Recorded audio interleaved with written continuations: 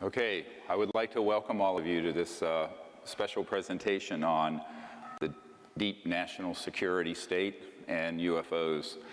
And this is going to be a presentation 4 hours in length. We will take a break at about the halfway point, maybe about an hour and 45 minutes in, 2 hours. And I'd like to just thank all of you for coming. I know you've been from all over the country here, people here from Chicago, New York, all over, and I want to express my appreciation for your support and effort in coming all that way to be here.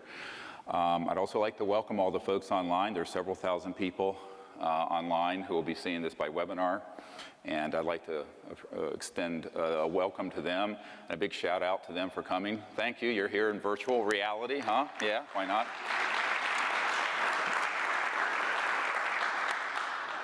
So I'm Dr. Stephen Greer, and the founder of the Disclosure Project and the Center for the Study of Extraterrestrial Intelligence and the Orion Project. Those are all now sort of amalgamated under SeriousDisclosure.com if you want to go and see what all the projects are doing at any time. And we're going to be doing this presentation, which is going to be part of a series. I really want to thank the people who've supported me all these years in getting this far. There's some folks who are volunteers out front who've been on many expeditions with me out under the stars, and people all over the world. My mentors in the national security state who, without them, I would have never had a Sherpa to figure out how this whole system works. You're going to learn things today, that the President of the United States doesn't know. I will assure you of that. I'll give you my assurance that it's true. It is also true that without some very special person, and her name is Emily, my wife of 36 years, we wouldn't be here. So a big thank you to Emily. She set this up. And really and truly, if Emily had not supported me all these years, there aren't many Jewish doctors, daughters, wives, who will be happy with their husband leaving a career in emergency medicine to be doing this for virtually nothing for 25 years. And that's when we started this project 25 years ago. So she's an amazing person, and without her, we would have never, ever gotten this far. She's really been the indispensable person that nobody knows about, and I want to acknowledge her. So thank you, Emily. Love you. So the other thing I'd like to do is just some housekeeping things. Again, no cell phones, please. And if there are any children who are on the webinar, I know this sounds strange. We're going to go through some things that are disturbing, and I would say parental discretion is advised for that reason. I usually would not say that, but we are today, and I need to say it. And the first thing I want to go through is sort of an architecture of what the deep national security state is. Because this is something that when I started out in 1990, I didn't think could possibly be true. And in fact, when I was meeting with the French government officials a few years ago here in Washington and then out at our farm in Virginia, I got a phone call from an Air Force intelligence guy and a liaison to the French president at that time, Nicolas Sarkozy, who said, "This is fantastic and terrible." And he didn't know if he quite believed it. And I said, well, come to Washington and I'll let you meet with some folks who are in the deep national security state who will confirm everything I'm about to tell you. So they came to Washington and we had a meeting, and I began to explain to them that there are two governments. There's the government of we the people that Thomas Jefferson spoke of, that we have elected, and those who have been appointed. And since World War II, there has evolved a monster, which you're going to hear about, which desperately needs to be put on a leash and eventually phased out. And that is the deep national security state of unacknowledged special access projects. Now, this is a term most people are not familiar with. Most of you, if you're anyone here from DC, raise your hand if you're a DC person. You probably have heard of TSSCI, Top Secret Special Compartmented Intelligence. A top secret clearance are like 985,000 people who have them. It's you know, that and $1.50 will get you on the metro. So those are not unusual. What's unusual are the projects I'm about to talk to you about.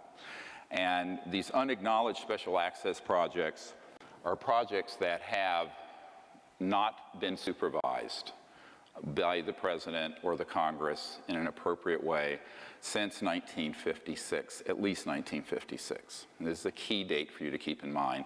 I was 1 year old, so I couldn't do anything about that. Most of us here weren't of an age where we could have done anything about that disaster. But we're going to talk about how that evolved and how an unacknowledged special access project really operates. The very first thing you need to understand is that it developed as a consequence of the extraordinary secrecy around the UFO issue. And if you doubt it, it goes all the way back to 1945. And I'm going to go through some documents. The one that's up here is one that we acquired and released. It's now the #1 viewed document on the FBI site, this one. But before I get to that, I want to talk about what happened in the 1940s, in World War II. So most of you know we had President Franklin Delano Roosevelt, and there were events going on in Europe and also in the Pacific, but mainly in Europe, where there were these things called Foo Fighters. Yes, it's a rock group, and Dave Grohl, it's a great guy, he named his band after what I'm about to tell you. But a Foo Fighter, aside from being a really fun rock band, were objects that were flying around our aircraft in World War II. Sometimes they were fully materialized, hard. Most of the time, they were an energy field that looked spherical, and they could come through an aircraft, even coming down the center of an aircraft and out the other end. This is the trans-dimensional nature of extraterrestrial technologies that I covered in a previous workshop. This became a huge concern for the Allies, and the Allies dispatched, or the President, I should say, on behalf of the Allies, dispatched a man named General Jimmy Doolittle. Now, how do I know this? Because his nephew is a dear friend of mine, Dr. John Altshuler. Dr. Altshuler is a hematologist, oncologist in Denver, very renowned, and he was asked, General Doolittle was asked to go over to the theater of operations in Europe to find out what the hell these things were. Now, the word Foo Fighters come from sort of French and German faux, for fire, because they were these fiery, had a luminous corona around them. And, but they would disrupt electromagnetic signals. They would have effects on the gravity around an aircraft and other things such as guidance systems, compasses, and what have you. And so we thought, the Americans and British thought it was a secret Nazi weapon. And we found out through our spies that the Germans thought it was a secret Allied weapon. And of course it was neither. So General Doolittle went over and investigated this and came back to the White House and reported back to President Roosevelt. He said, "Sir, these are interplanetary vehicles," I'm quoting. And so began the modern era of a serious concern from the national security level about UFOs. You can argue it went back to the airship scare of 1890s, late 1890s, where there were massive craft seen off the coast of California, but there wasn't that much official concern at that point. It was sort of an enigma. But in World War II, because of the type of weapons being developed, both by Hitler and by America, the interstellars, as I call them, became very concerned about what humans were doing on Earth and the risk of us destroying this planet, which I believe, carefully in analyzing the history of this, that they have an interest in its survival and humanity's survival. And so the president at that point did assemble a group of folks that included Oppenheimer, people who worked on the Manhattan Project, Dr. Vannevar Bush, no relationship to President Bush, and others to look into the issue. By the time we detonated the first atomic bomb, the facilities at White Sands missile range in New Mexico and Alamogordo, that area, were being overflown regularly by UFOs. And they were very concerned, obviously, that we were developing weapons that could terminate life on the planet. And they could see where this was headed. So this was not something that just happened out of the blue. There's a history here you must understand. In the early days, and I'm talking now from the early mid-1940s until 1956, there was a reasonable level of constitutional oversight by key members of Congress, senior people in the administrations, and the President of the United States. Everything changed in 1956. Now, when we had the only nuclear, and actually technically it's an atomic bomb squadron and not a thermonuclear one, that was developed later. Everybody know the difference between atomic and thermonuclear? Atomic bomb is fission, nuclear is fusion, hydrogen.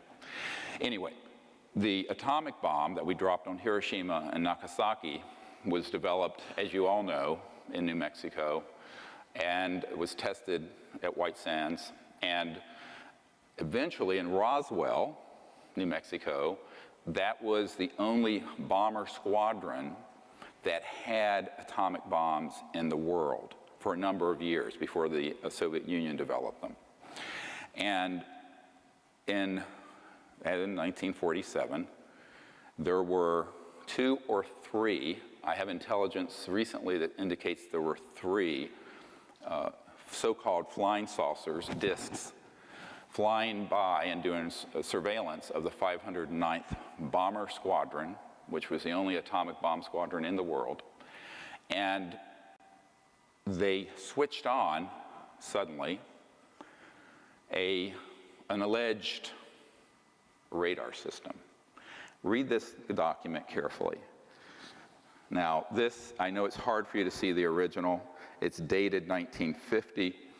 It was to J. Edgar Hoover. J. Edgar Hoover building's right near here. And an Air Force source stated that there were 3 flying saucers recovered in New Mexico. They're described as circular in shape with raised centers, 50 feet in diameter. Each one was occupied by 3 bodies of human shape, but only 3 feet tall. They're actually about 39 inches tall. In metallic cloth, very fine texture, etc.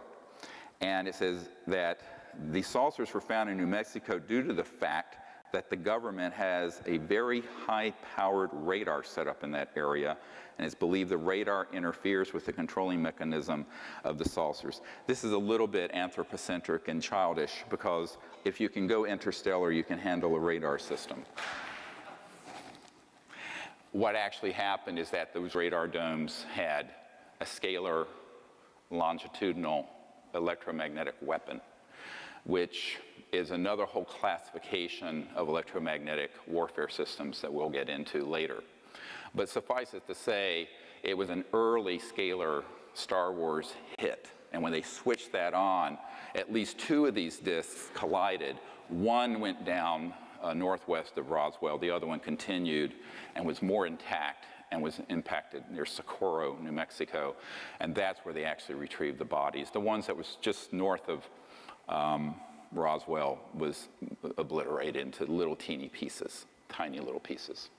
Where they did retrieve, and we have Disclosure Project witnesses who have testified to this, who have personally seen what looks like almost hieroglyphic writing on some of the little parts that were retrieved. And I've seen these, and it's very interesting because it's reminiscent of the ancient Egyptian hieroglyphics, but not quite the same. Makes you wonder where the pyramids came from. So that event was an early hit. Now, there are some reports of others, but that's the most documented one. This document from the FBI is significant because, obviously, 3 years later, you had one branch of the government trying to find out what the other top secret branch of the government was doing. You can tell by the tone of it. I made inquiries through here and there. So it's a bunch of skullduggery that happens between agencies and competition. And there's always been competition between FBI, CIA, Air Force intelligence, et cetera, and so on. And this happens not just with the United States, it also happens between allies and alliances. For example, the next document, if you can pull this up, this is one of the most important documents. And by the way, after I briefed the CIA director about all this stuff, the sitting CIA director for President Clinton, which we'll get into in a moment, I got a cache of several thousand of these documents, about 5,000 of them. And they're in my vault. I don't know what to do with them. If we presented what was in them, it would take us from now until 2017. But let me just say that this document was accidentally released by the Canadian government, and if you look at the date on it, 1950, November 21st. How ironic.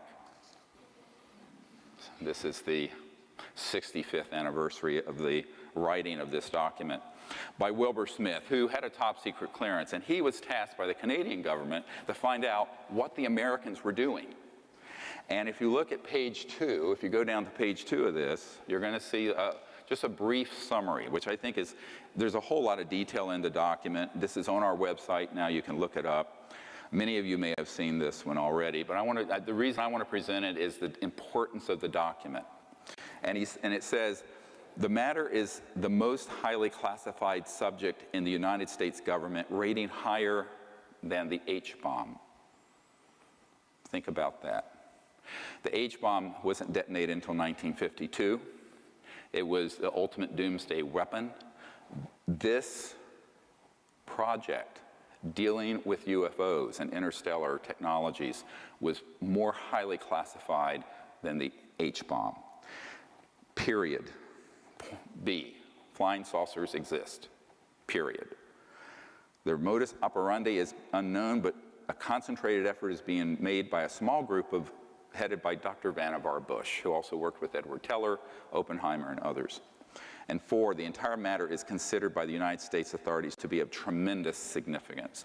I have a whole dossier that a Canadian put together of the Wilbur Smith investigations on behalf of the Canadian government to find out what in the hell the Americans were doing with these extraterrestrial vehicles. It's a fascinating case. Now, the reason this is so important is that it acknowledges several things: that they exist, that it's the most secret issue in the US government, exceeding the secrecy of the H-bomb, and that a group had been put together to study how they operate. Well, they were studying material recovered from one or more interstellar crashes that were the result of using these scalar longitudinal electromagnetic systems, which Tesla had worked on and others had worked on in the early part of the 20th century. Keep in mind that by the early 1900s, there had been experiments done on not only scalar and electromagnetics, that longitudinal systems, which are, just to put it in a simple layman's term, the light in this room that we're looking at has a wave function and a particle function. It goes 186,000 miles a second. A scalar longitudinal system is, there's no wave. It's boom, and it's a point, and it's multiples of the speed of light.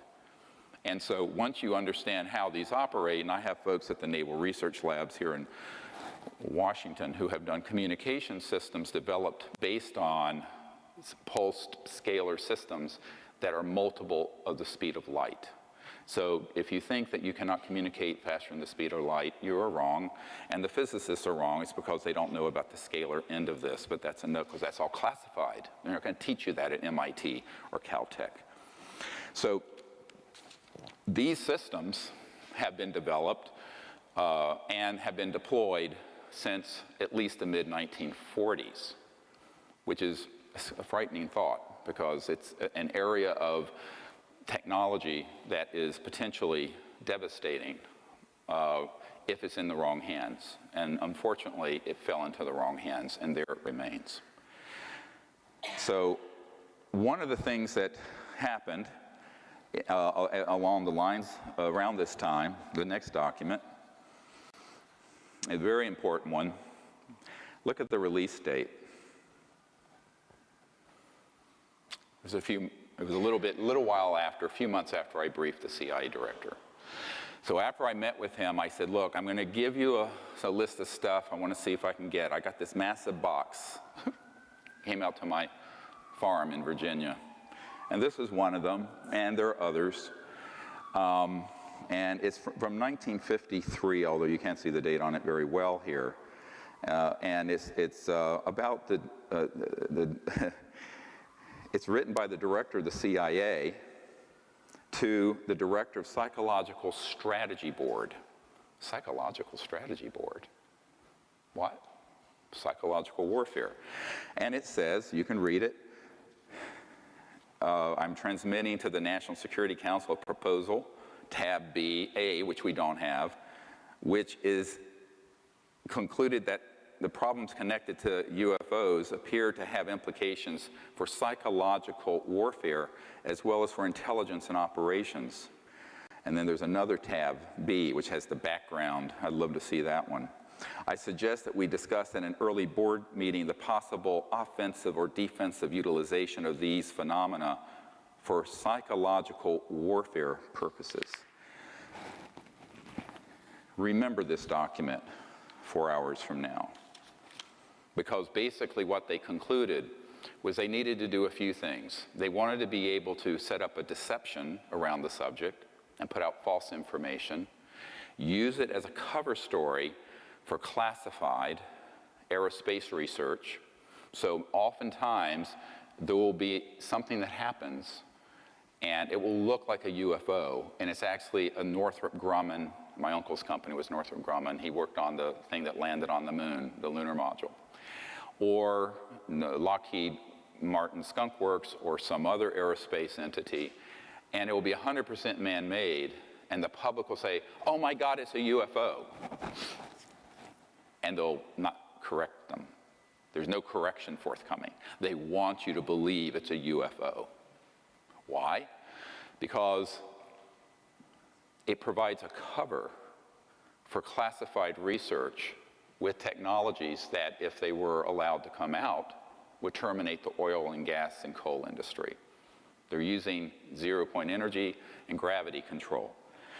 Which then brings me to the next issue, and that is by 1954, October, so now we're 61 years plus 1 month, into an era, and this was confirmed to me by the third highest ranking official at the Naval Research Labs and the highest ranking scientist, in other words, someone who wasn't a bureaucrat, at the Naval Research Labs, which Thomas Edison founded, and the Naval Research Labs is the largest defense lab in the United States.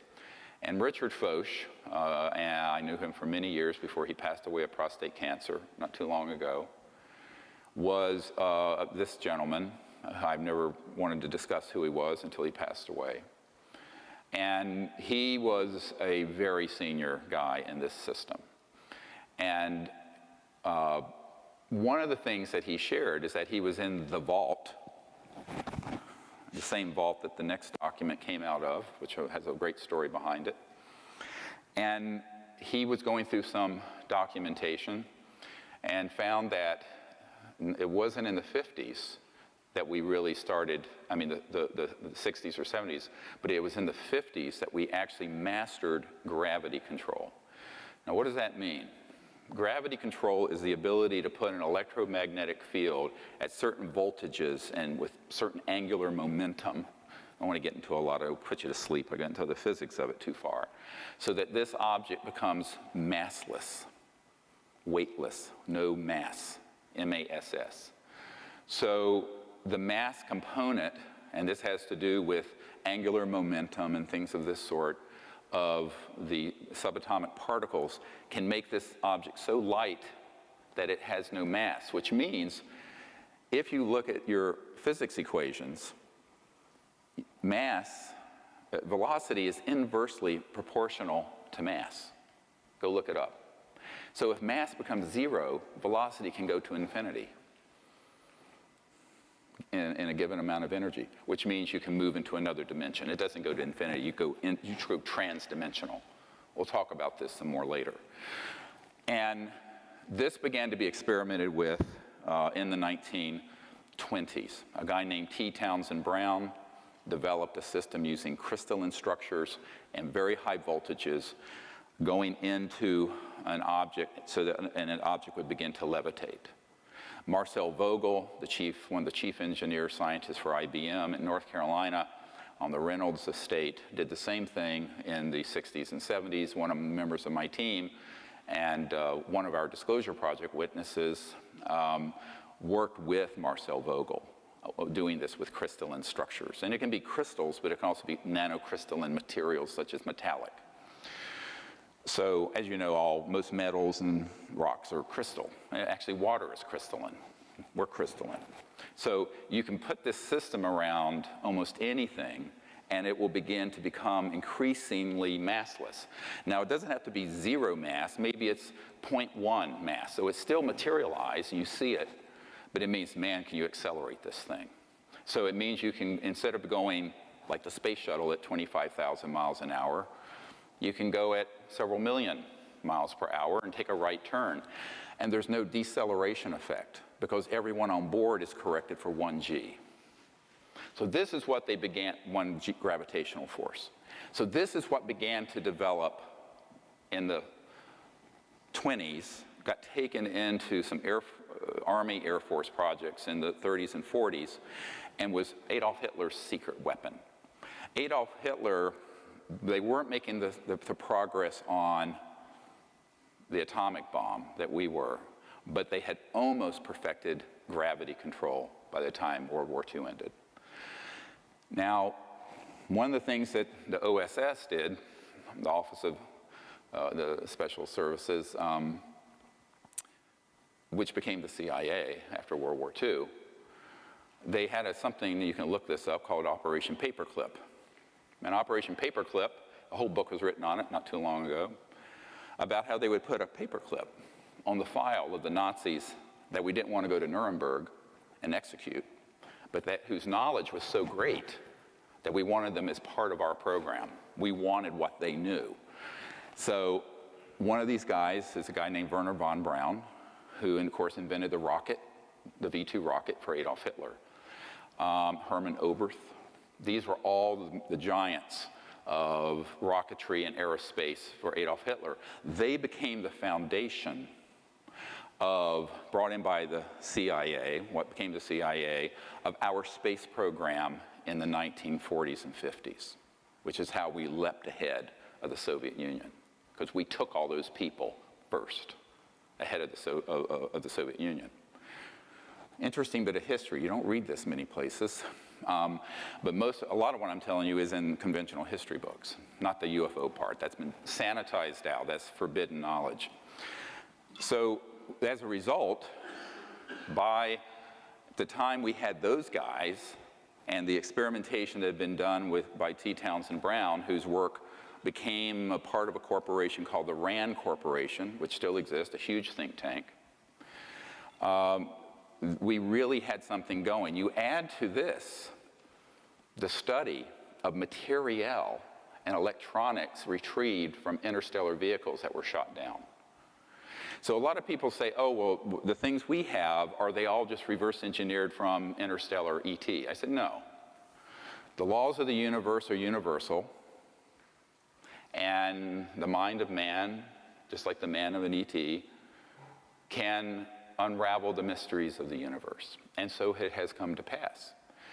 But if you we're not starting at zero when we retrieve the objects that were interstellar. We were starting with decades of research in classified electronics, electromagnetic fields, anti-gravity, scalar systems, et cetera, and so on, that had been going on since the time of Nikola Tesla, the true genius of the 20th century, not Albert Einstein, by the way. So, who is a minor luminary compared to Tesla. And Sorry, Einstein fans, it's true. By the way, that's why when Nikola Tesla died, the FBI swooped into his apartment and confiscated all of his secret papers. And how do I know this? I have a document from the Department of Defense demanding that the FBI turn them over and names them for what they are, the secret papers of Nikola Tesla. This is not an urban myth. I have that document. It came in this cache of documents I'm talking about. So when you have all of that knowledge, it's then augmented, increased, potentiated by the study of, as the Wilbur-Smith document says, the material that was interstellar. Because you need specialized materials. You need control systems. You need integrated circuits, which we did not have in the 40s, which came from this. You need fiber optics. You need all kinds of stuff. So some of the technologies, and this is where Colonel Corso, who worked on these projects tangentially, is correct. If you read The Day After Roswell, he says fiber optics, integrated circuits, and a whole slew of things came from studying the material from these crashed ET interstellar objects. So you had the biggest and most top secret, most well-funded project in the history of the United States going on. Nobody knew about it. It's completely sub rosa. It was more secret than the hydrogen bomb. And so between 1945 and 1954, the brain power of those Nazi aerospace folks like Wernher von Braun and Hermann Oberth, the work of T. Townsend Brown and others, Edward Teller, some of the brightest and most ingenious people in the world, bent their attention primarily not to the hydrogen bomb, but to gravity control and how are these interstellar visitors getting here? Because that would then be the ultimate edge, wouldn't it, in the technological arms race. You talk about a delivery system. You don't need an intercontinental ballistic missile that goes a few thousand miles an hour if you can deliver something instantly from one continent to another, or worse, from one planet to another. You begin to see the implications of this for national security. Therefore, it was managed in an extraordinary fashion. And the secrecy around it was increasingly ruthless. So much so that by 1956, the President of the United States, a man named Dwight Eisenhower, most of us drive on Eisenhower-era highways using 1880s Mercedes-type internal combustion engine cars that are run by fossil fuels, all of which have been obsolete since the 1940s or sooner. But Eisenhower was a five-star general, became president, two-term president, and was a Republican, very patriotic, but also very naively trusting.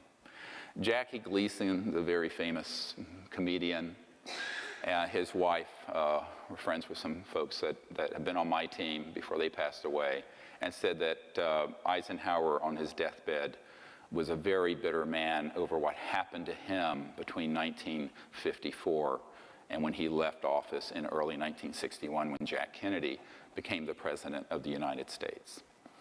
And in 1956, a man named Nelson Rockefeller, who later, of course, became vice president, and prior to that was an operative in the military-industrial complex and the emerging deep national security state, Nelson headed up what's called the Rockefeller Commission. And the Rockefeller Commission in 1956 reorganized the Pentagon, Department of Defense, CIA, the whole alphabet soup of secret entities. And they did so in such a way that it became labyrinthine, Byzantine, almost impossible to penetrate by anyone who wanted to navigate through it. In the early days, there was still some presidential knowledge. We have one of our witnesses, Mr. Lovkin, who is an attorney, who was a young man, White House Signal Corps here at the White House down the street from where we're speaking today. You can look at his testimony on our website, SeriousDisclosure.com, and he said, yes, he would be at meetings, and Eisenhower would be making doodles, pictures of UFOs and ET craft. In fact, I have one sitting in my condo here in D.C. that someone lifted from the archives. I won't say where and how. And he said basically Eisenhower voiced to him great frustration over the fact that there were all these projects going on and he had lost control of the oversight of them.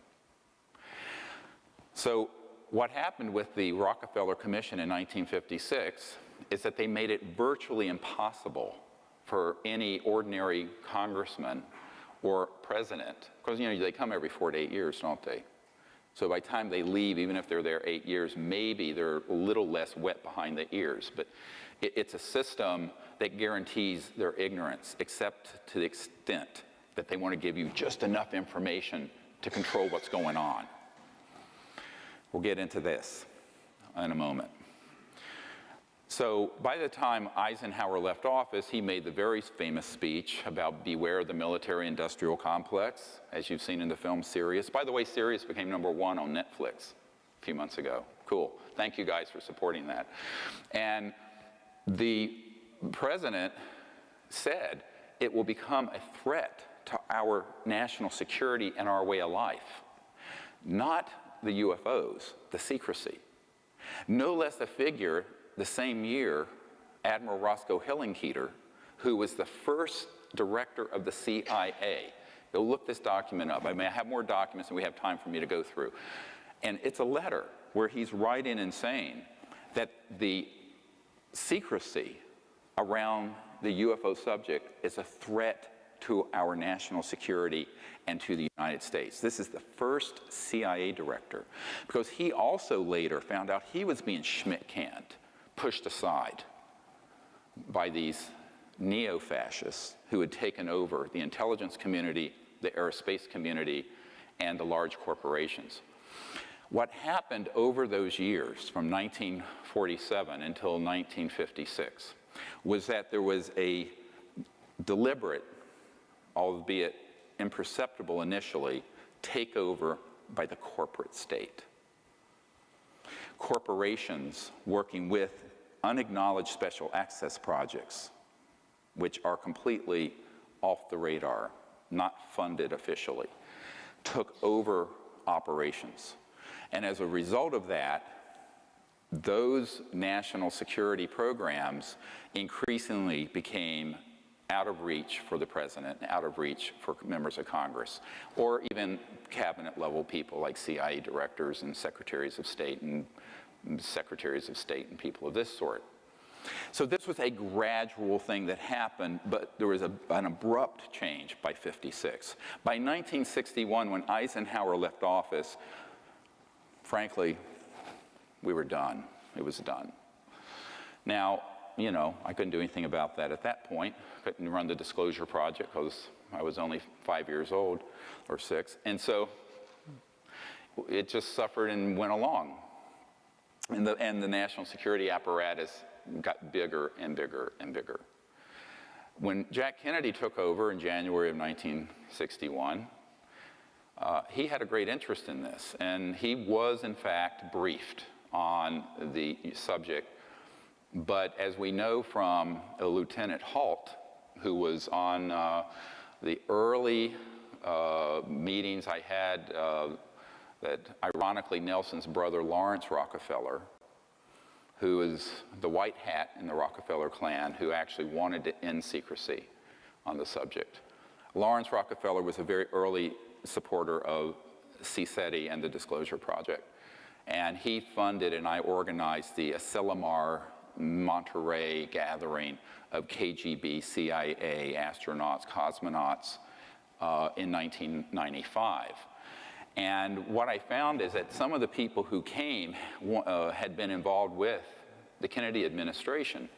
And one of these gentlemen, this lieutenant colonel, was on Air Force One flying to Berlin when Kennedy made that very famous speech, "I am a Berliner," although I think he misspoke it a little, but from what I hear from the Germans.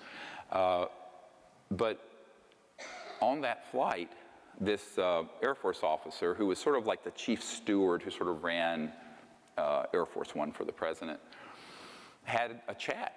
And this issue came up because he had been a pilot who had seen one of these UFOs as an Air Force pilot. And there are thousands of sightings like this that we have in our archive.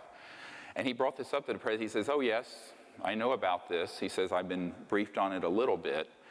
But," and now I'm quoting, I have this audio tape. It is chilling, the audio tape. But he says, "Unfortunately, the whole matter," this is the president speaking, "the whole matter is out of my hands, and I don't know why," and began to cry. So we know, and that was 1963, June of 63, and of course he was killed in November. But before that, some other tragic things happened. There are a lot of tragedies here. The main thing being the loss of almost a century of evolution by the human race, which is why I left medicine. I always tell people, I used to say try to save a life one at a time. Now we have to do something to save the entire human race and planet from what is a disastrous situation that's developed. So I just say that now all of us have to work together because our patient is Gaia, the Earth, and her 7 billion children. But if you look at this document, the next one, this is a very dangerous document to have. I'm going to have to give you the provenance of this. This is the Marilyn Monroe document. It's basically a death warrant for poor Marilyn Monroe. And you look at the date on it, 3 August 1962. They found her dead the 5th of August. It's signed by James Jesus Angleton III at the bottom. Project Moondust up at the top, and Project 46. These are correct code names and code numbers for UFO ET related projects by the agency as of that date. And as you read through it, and it gives some background, it's a wiretap summary if you look at the top of it. I know it's a very degraded document, but it's a wiretap summary of telephone conversations between Marilyn Monroe and Robert Kennedy, the Attorney General, and a guy named Rothberg, who was an art dealer in New York. And they were tapping Marilyn's phone because she had had tryst, as it says here, with the president. And everyone knows now she had an affair with both Jack Kennedy and Robert Kennedy. And in pillow talk, the president had told her some things. And it says one such secret that she was going to divulge in a news conference mentions the visit by the president at a secret airbase for the purpose of inspecting things from outer space. I don't think they're talking about meteorites. Kilgallen, who had been a reporter who dug into this, replied that she knew what might be the source of the visit. In the mid-50s, Kilgallen learned of a secret effort by US and UK governments to identify the origins of crashed spacecraft and dead bodies from a British government official. That was Lord Mountbatten. Kilgallen believed the story, who was later blown up by an IRA bomb, or so it was made to appear. Kilgallen believed the story may have come from the New Mexico crash in the late 40s, clear reference to the Roswell event. And she said that if the story is true, it would cause terrible embarrassment to Jack and his plans to have NASA put men on the moon, because we were using old rockets from the 40s when the secret organization already had anti-gravity under control. The subject repeatedly called the Attorney General and complained about the way she was being ignored by the president. The subject threatened to hold a press conference and would tell all, underline in the original document. That's not my underlining. The subject made references to bases in Cuba and knew of the president's plan to kill Castro. And number 5, the subject made references to her diary of secrets and what the newspapers would do with such disclosures. 2 days later, she's found dead. Now, this document, how did I get it? It's top secret, and it has not been declassified, and it is authentic. A man whose family helped found the National Security Agency, NSA, was so supportive of what the work I was doing that he appeared one day with this document. And it was a huge, one of those old Xerox from a big, government Xerox machine. The original I have in my vault is quite impressive. And he says, you need to know the kinds of things. I think he was not trying to scare me off, but he was wanting me to know the kinds of things that have been done to people who tell these kind of secrets. And so he gave me this document, and as soon as I saw it, I suspected it was legitimate. Later, I had it inspected by a man who I don't wish to name, but he was the officer who was General Odom, O-D-O-M, who was head of the NSA for years. He was General Odom's right-hand guy, literally carried his briefcase. And he became a document authenticator and a lecturer at University of Maryland who, frankly, when he looked at it, he says, without me taking it from the vault myself, I can tell you 95% certainty it's authentic, because everything in it. So basically what happened is that Marilyn Monroe was being jilted by the Kennedys because it was becoming too well known they were having an affair. The Kennedys did not order her assassination. Angleton did. Now, who is Angleton? Angleton was the big, whole books have been written about this guy. James Jesus Angleton III was the guy who at the CIA was the big mole hunter. He was the guy who would chase down anywhere a leak was coming from and had everyone tapped. And he realized that she was about to light this up and hold a press conference to talk about the ET bodies from outer space and all these secrets that Jack Kennedy had told her just out of spite. She was just furious that they had sort of pushed her out of the inner circle. And, the whole thing about a woman scorned. But unfortunately for Marilyn, it cost her her life. I later, after I got this document, met with a man who at that time had worked in the intelligence unit of the Los Angeles Police Department, who separately had a wiretap on her in her home, who confirmed to me this was 100% true. Now, I don't know how many of you know a guy named Burl Ives, who's an actor and singer, and everyone thinks he was like Frosty the Snowman, but he was actually a very accomplished actor and folk singer, and very good friends with Marilyn Monroe, Elizabeth Taylor, people like that. And he was on my executive committee for a number of years, and by the time he was involved, I had that document, and I went to visit him. They had moved from Montecito and Santa Barbara up to Anacortes, Washington. And I was in his room. I was actually sitting on the edge of his bed. He was up there in years, big jolly guy, great bear of a guy. And I shared this document with him. He says, oh my God. And he's a 33rd degree Mason, by the way. He says, we all know, every one of us knew Marilyn had been killed, but we never knew why. We had no idea why. This is why. This is the thing. And so that was also a shot across the bow to the Kennedys. Now, Jack Kennedy had great affection for Marilyn, even though it was indiscreet for him to continue seeing her. And he was furious that someone in the intelligence community, I don't even think he certainly didn't know about this document. He was very upset, is what I understand, that Marilyn was killed by these operatives.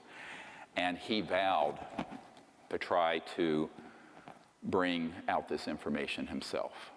And I think that's why he began to speak a little more openly to this Air Force officer whose audio recording I have. And that was, of course, a year later. This happened in August of '62. The recording with the Air Force officer, that conversation with Jack Kennedy happened in 1963, June. In November, he was assassinated.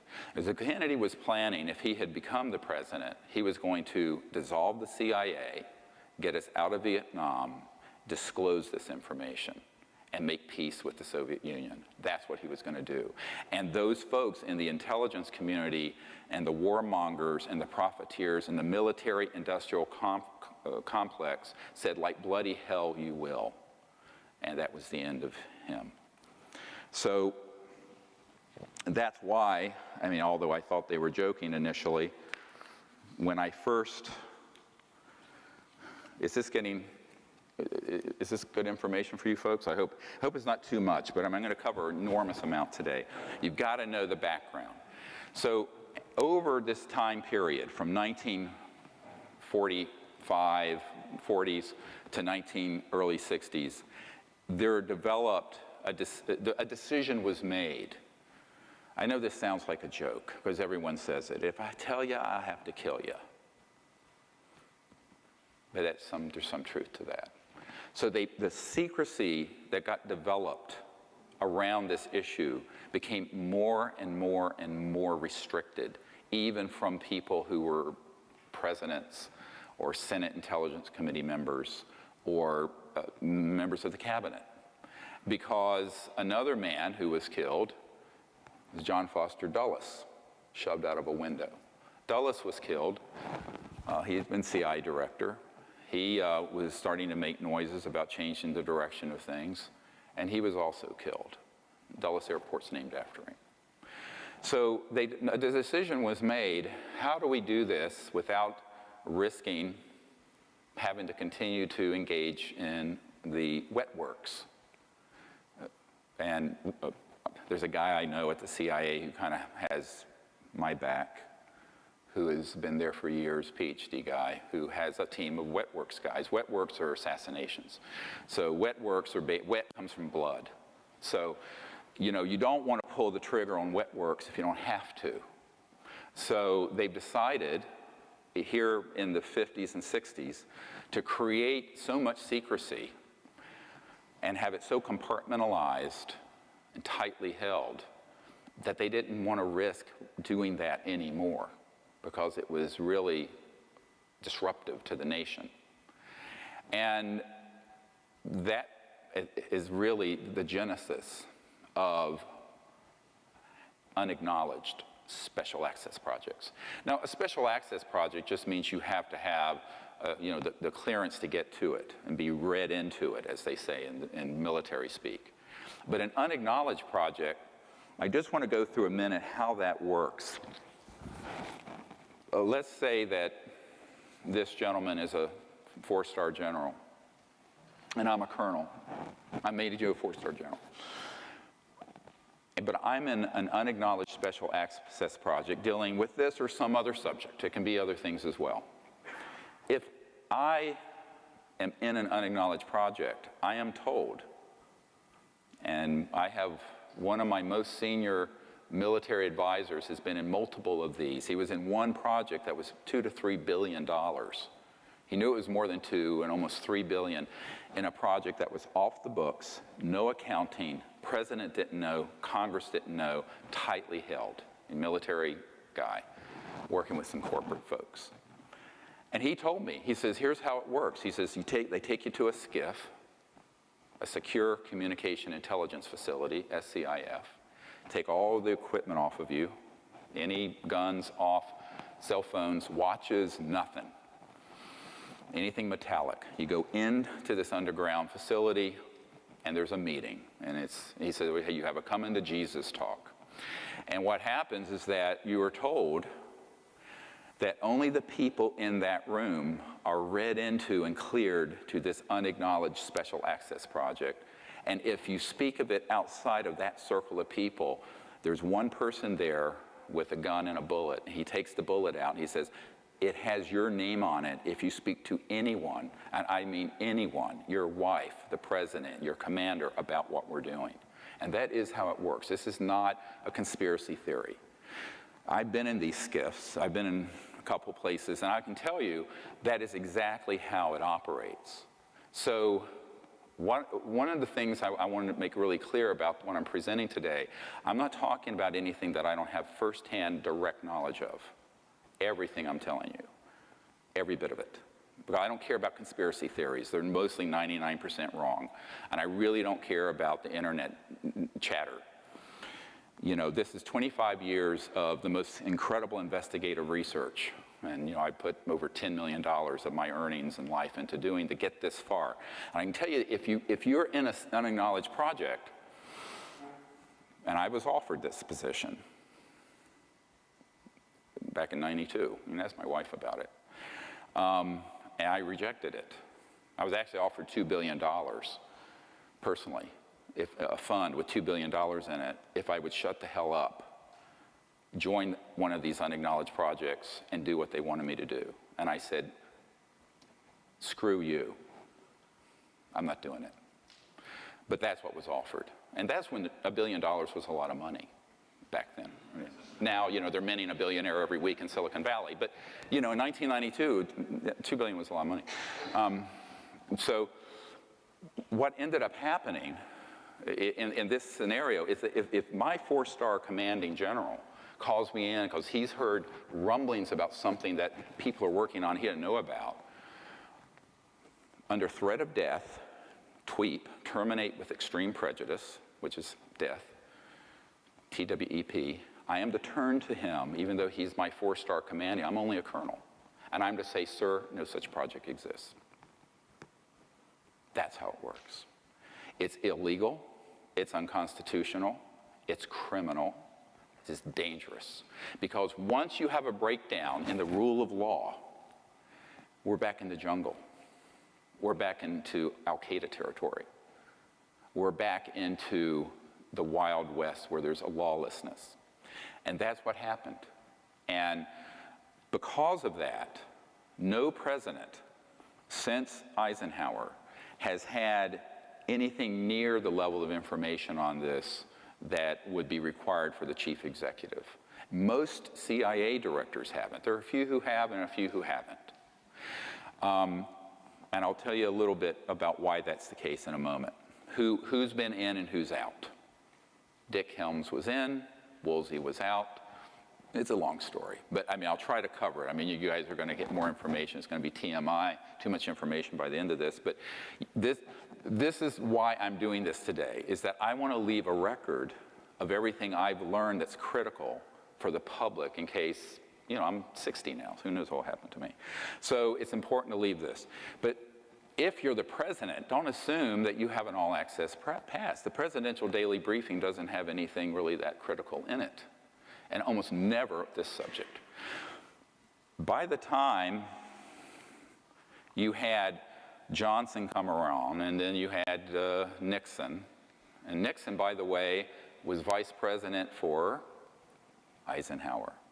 Nixon actually was pulled in as head of the Space Committee. The vice president sits as chair of the Space Committee, into Majestic. This group, MAJIC, M-A-J-I-C, is actually what it's called. It's the Majority Intelligence Committee, M-A-J-I-C, it's the proper term. And MAJIC tapped Nixon, and he thought as president, he would be the guy that would disclose this, because he thought it was time, and he finally became president after Jack Kennedy, he felt, swindled him out of the presidency in 1960. And then, of course, Lyndon Johnson inherited the presidency in a sense after the assassination, had one term, part of another, the rest of Jack Kennedy's term.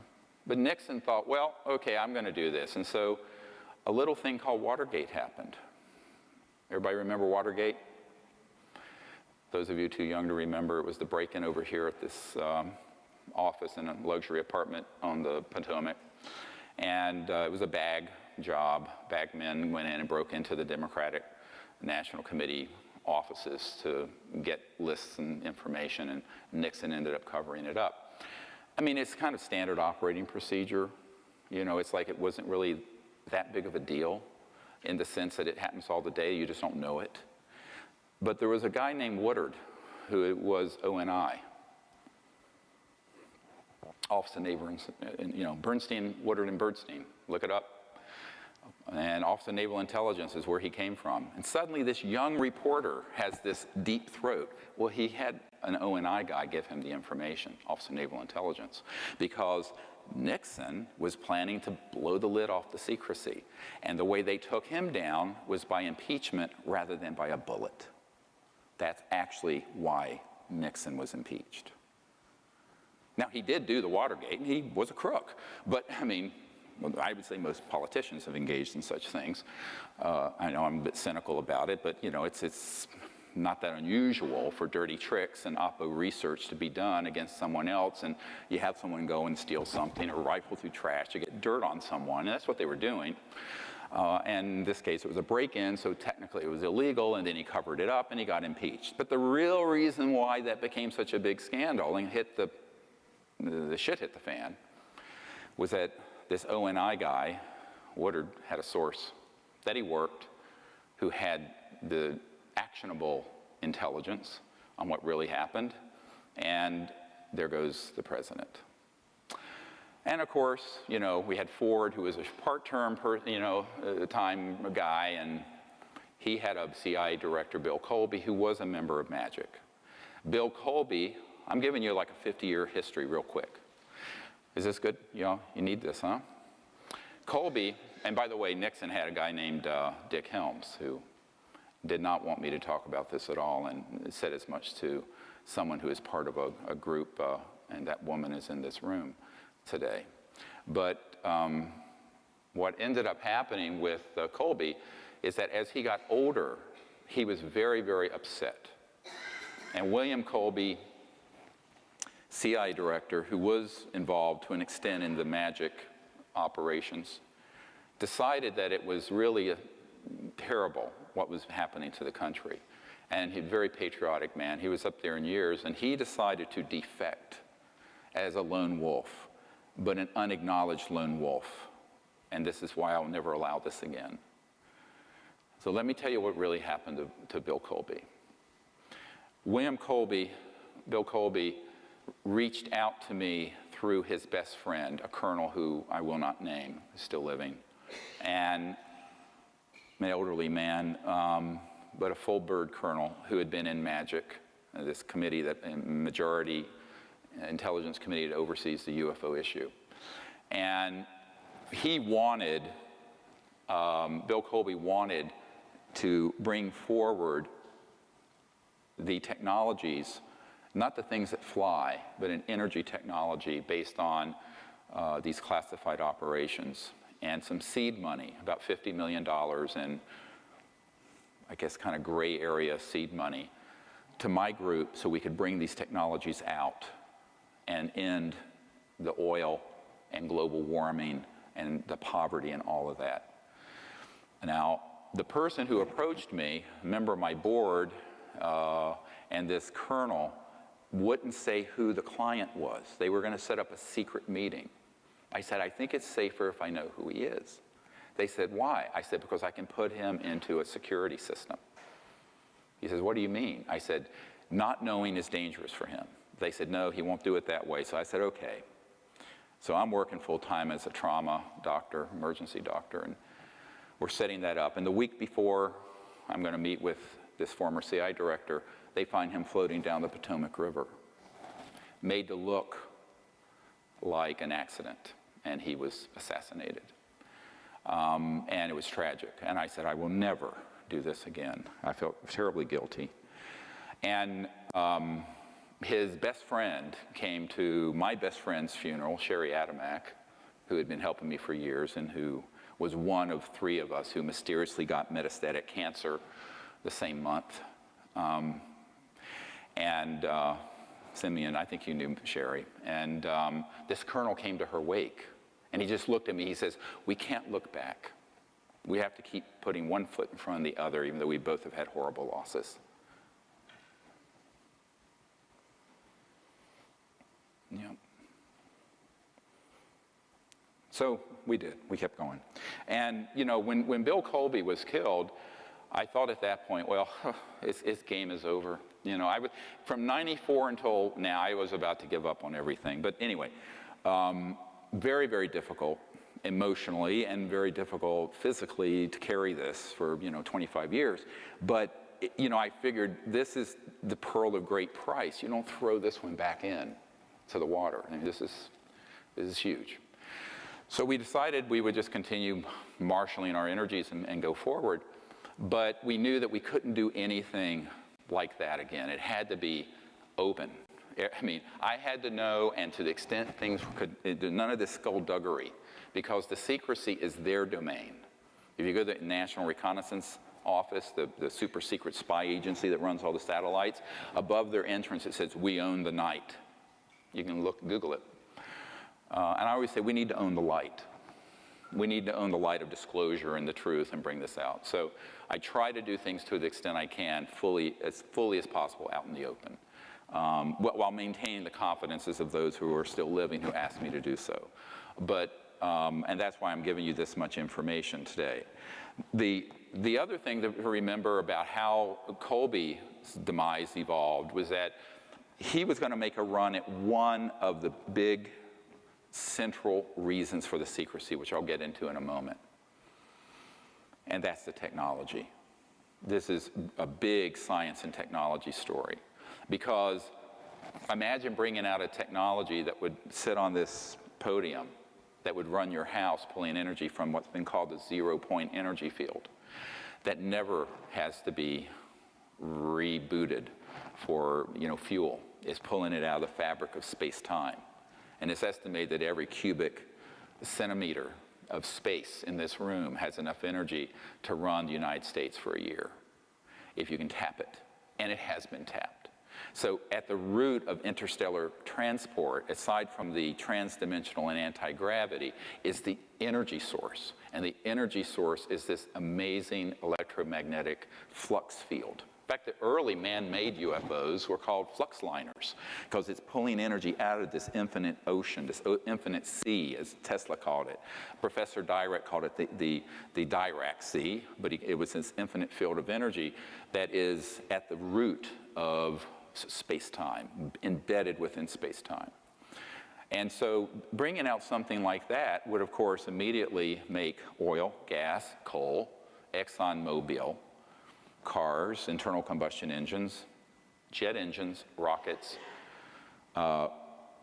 diesel, ocean liner engine, everything you can think of that we use would be obsolete and would be retired very quickly.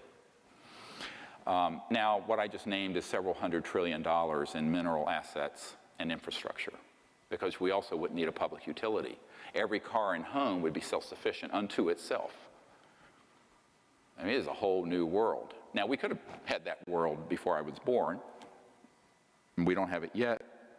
And as a result, we've decamped in the Middle East with our hegemony, and now we're facing World War III. So there are consequences to this kind of secrecy, unintended, and some are intended.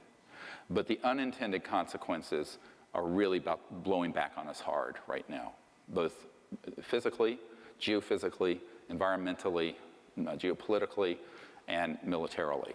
It's a very dangerous thing to thwart the development of normal technologies to be used for peaceful purposes. Now, that's the big caveat. Use them for peaceful purposes. Now, eventually, one of the things that happened along the lines of this was, how do we keep all this secret? Well, wet works kill people. Compartmentalization, unacknowledged special access projects. Nobody outside the project knows. A big one is ridicule. I have a document from 1950s where they talk about engaging Disney Studios, which had done a lot of the OSS propaganda films in World War II. And Walt Disney was an asset of the CIA. And believe it or not, I mean, everyone thinks of cartoons, but so they engaged Disney Studios to make Flying Saucer and Little Green Men films, ha ha ha. And it ridiculed the subject so that respectable people would say, well, you're a kook if you're dealing with UFOs and the ET issue. And that was done deliberately, and this was part of what I referred to in that earlier document, the psychological warfare value of the subject. How do you create the psychological nexus so that the subject becomes subject non grata? Like a persona non grata. It's a subject non grata. It's unwelcome. It has ridicule associated with it. And an Air Force major told me, who's one of our Disclosure Project witnesses, who was present when we shot and killed an ET on the tarmac at McGuire Field there in New Jersey. His testimony is quite riveting, if you've read the materials. And he was saying, look, really the way this has been kept secret more than anything is just sheer ridicule. Nobody wants to be laughed at. Everyone's concerned what their friends might think. because, where's the tinfoil hat you're supposed to be wearing? So this ridicule got ramped up in 1953, the psychological warfare programs. So by the time, we came on the stage, we're 50, 60 years into a hole of ridicule and denial and countermeasures and everything else that, how do you fix this? It's very difficult because most reporters and media people don't want to be ridiculed, nor do scientific and people and professors and government folks. I mean, there's so many people in the Congress I've met with, very interested, know this is real. I'll say, will you hold a hearing on this? They go, oh, no. It'd be the end of my career. I'd be the laughing stock. I'd be Senator Moonbeam or Congressman, Tinfoil Hat or whatever. So that ridicule, which was ramped up in the 50s, has been very effective, incredibly effective. And that's one of the hard problems I've faced as well. Although, as a medical doctor, luckily I was known as a very good emergency doctor before I got on Larry King Live and started doing stuff like this. But if it had been the other way around, I probably would have never been hired. Really, so I was careful in my timing because I did have a family of 4 children to support. Luckily, they're all out of college now. So now the next thing I want to, if the next document, if you move on from Marilyn Monroe's tragedy, and there will be time at the end of today for you to ask questions. I'm sure your mind must be swirling by now about a lot of things. And this is the next document is the Peterson Memo, Arlington Institute. So this is the meeting that never happened with me and the CIA director. Very interesting. Look at the date. 3rd of December, 1993. The meeting between me and the sitting CIA director was the 13th of December, 1993. And is that document up? And the CIA director, R. James Woolsey, who, when information about my meeting came out after he had left office, denied it ever happened. Luckily, I could caught him in a flat-footed lie. I always tell people in Washington, how do you know these politicians and lawyers are lying? Their lips are moving. If their lips are moving, they're lying. I know it's a very cynical thing to say, but unfortunately very true. But this document, which I'm not going to go all the way through, but some of the information is very, very important. I talked to Woolsey this morning, and he suggested getting together, underline. Project Starlight that's referred to here was the coalition I put together before the Disclosure Project, which no one knew about, where I was trying to get the President Clinton, to lead the disclosure on this. And it's a very interesting document because on the second page it says, remember, the most powerful people in the world will have a deep, compelling interest in our activities and will use everything in italics at their disposal to effect their objectives. Very threatening. And then he suggests that I get an encrypted portable phone because my kitchen doesn't have one. I mean, the whole thing is like such. Now here I am, of course, I'm like 30-some years old. I'm an emergency doctor, and I'm being asked to come up and brief the sitting CIA director because, and if you read this carefully, it states in there, he's made inquiries and no one's telling him anything. This is the sitting director of the CIA. This is the proof the meeting took place, and there is other proof. Now, what the hell is going on that a sitting CIA director doesn't know anything about the most top secret CIA project? Illegal, outrageous, unconstitutional, criminal.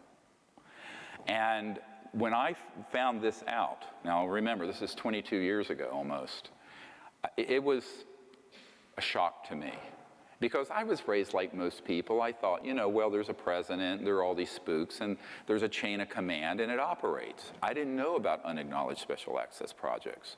I certainly could not have imagined that the man who puts together the presidential daily briefing would be kept secret on stuff that I had collected unbelievable amounts of evidence for the existence of UFOs, extraterrestrial intelligence, et cetera, and so on. But that was the case. And when I met with this man for nearly 3 hours, it became quite clear to me that it was not a prevarication. I really thought that he was saying that just as a way of blowing me off, or, not blowing me off, but sort of saying, I want to meet with you to find out what you know, but I actually do know, and I'm going to pretend like I don't know. No, this man, and my wife can attest to this, was shaken to his foundation. The cover story for the meeting was a dinner party in the D.C. area, which is typical. The wives were invited as cover. Terrible thing to say, but it's true. So my wife was there. I was there. The CI director and his wife, who was chief operating officer of the National Academy of Sciences, was there, and my host, John Peterson, and his wife. Interestingly, she didn't know who was coming to dinner until that afternoon. He wouldn't tell her. And then she finds out like 2 hours before we appear, there's this UFO expert and the CIA director and his wife coming for dinner. Can you imagine being that wife? That was I'm sure that night was an interesting conversation after we all left. But that's how these things are done. The real tragedy of it, though, is that if you have a breakdown in government this severe, those of you who are students of governance, where you can have a CIA director or senior members of the military who are being left out of something very important and which hundreds of billions of dollars per year are going into, then you have no government. So the deep national security state from 1950s until today has devolved into this sub rosa, unacknowledged, not international, transnational entity with representation in the UK, Canada, Australia, Brazil, China, Russia, former Soviet Union, which on this issue work together like this. It is not responsive to the body politic. It is not responsive to the heads of government or even the heads of committees and cabinet level people. There are some cabinet level people, however, who have known. I mentioned a few. There was a CIA director known as George H.W. Bush, and the CIA headquarters is now named after him. He was a member and is a member of MAGIC. But then there are others like Woolsey who wouldn't be told anything. Some presidents have been given a little information, and some have been told nothing. Why? Well, here's how it works. It took me a long time to figure out something very simple. I call this a soul biopsy. Because doctors don't talk about biopsies, but it's a psychological analysis. So let's say this gentleman is the incoming director of the CIA. The outgoing director of the CIA is me. As incoming director of the CIA, they've taken your life apart, and they know what your values are. If your values are that you would not go along with an illegal, criminal, unconstitutional effort and engage in assassinations that were illegal and other things, they will never tell you about this. And even if you're the president that's incoming, this is what happened to Jimmy Carter, and I know this for a fact. Jimmy Carter got elected, and the outgoing CI director was, guess who? George H.W. Bush. George H.W. Bush, when he was called in and they had the transition meeting for between November and January when they have the transition and they're standing up the new cabinet, was asked personally, face-to-face, by Jimmy Carter, and I met with someone who was there, about the UFO issue. And Bush said, I'm not going to tell you, in a very derisive way, about that. Go see if you can get it from the Congressional Research Service. Literally. Brushed him off. And Carter was stunned, because Carter had had a UFO sighting when he was governor of Georgia. I have his report form that he filed officially, signed Jimmy Carter. He ran in 1976 on ending UFO secrecy, actually. So he put together a White House study on UFOs, which we have Disclosure Project witnesses that attest thereto, and they were reaching out to Stanford Research International to do SRI, to do the study for them, because they couldn't get anything from outgoing CIA Director Bush. And that entity, SRI, had some people come in and threaten them and said, basically, if you want to receive any more contracts from the Department of Defense or the US government, you will refuse to do this study for the White House. We have that as an affidavit signed from someone involved. So now, this is very extraordinary, but we have legal documents that prove it. So Carter was boxed out of this. And not long ago, he was at a signing ceremony, signing guitars in Spain to raise money for the Carter Center a few years ago. And a very well-known, I think his name's John Williams, well-known classical guitarist, who's on our team, was there and said, you know, at dinner, someone asked Carter, what was it like to be the most powerful man in the world? And President Carter said, I don't think I was that man. And everyone just thought he was joking. And he said, well, there are certain things I wasn't allowed to know about. And someone very, in a ridiculing way, said, ha, ha, ha, what, like UFOs? And President Carter said, yes, that and more, referring to these energy and technology things. And so Carter wasn't joking, and it is true that he did not get access the whole time he was president, because he would have ended the secrecy, and they knew it. It's also why he was a one-term president. Now we had after him Ronald Reagan, or Ray-Gun, as I call him, R-A-Y. So a colonel who reached out to me was one of the guys who putting together the SDI, Strategic Defense Initiative, Star Wars. And he actually met with Carter and Reagan. Carter was a hard sell, Reagan was a soft sell on the billions to go into Star Wars.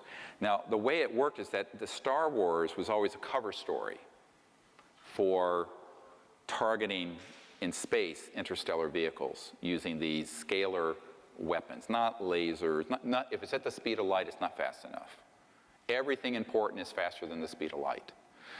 And so what happened is that he, at that point, got convinced. They sent just the right people in to convince Reagan that there was an existential alien threat. Basically what Wernher von Braun warned on his deathbed about, which we'll get to in a moment. And so Reagan bought into it. That's why you can Google this. At the UN, he said, wouldn't our job of uniting the world be easier if we could unite against a common alien threat?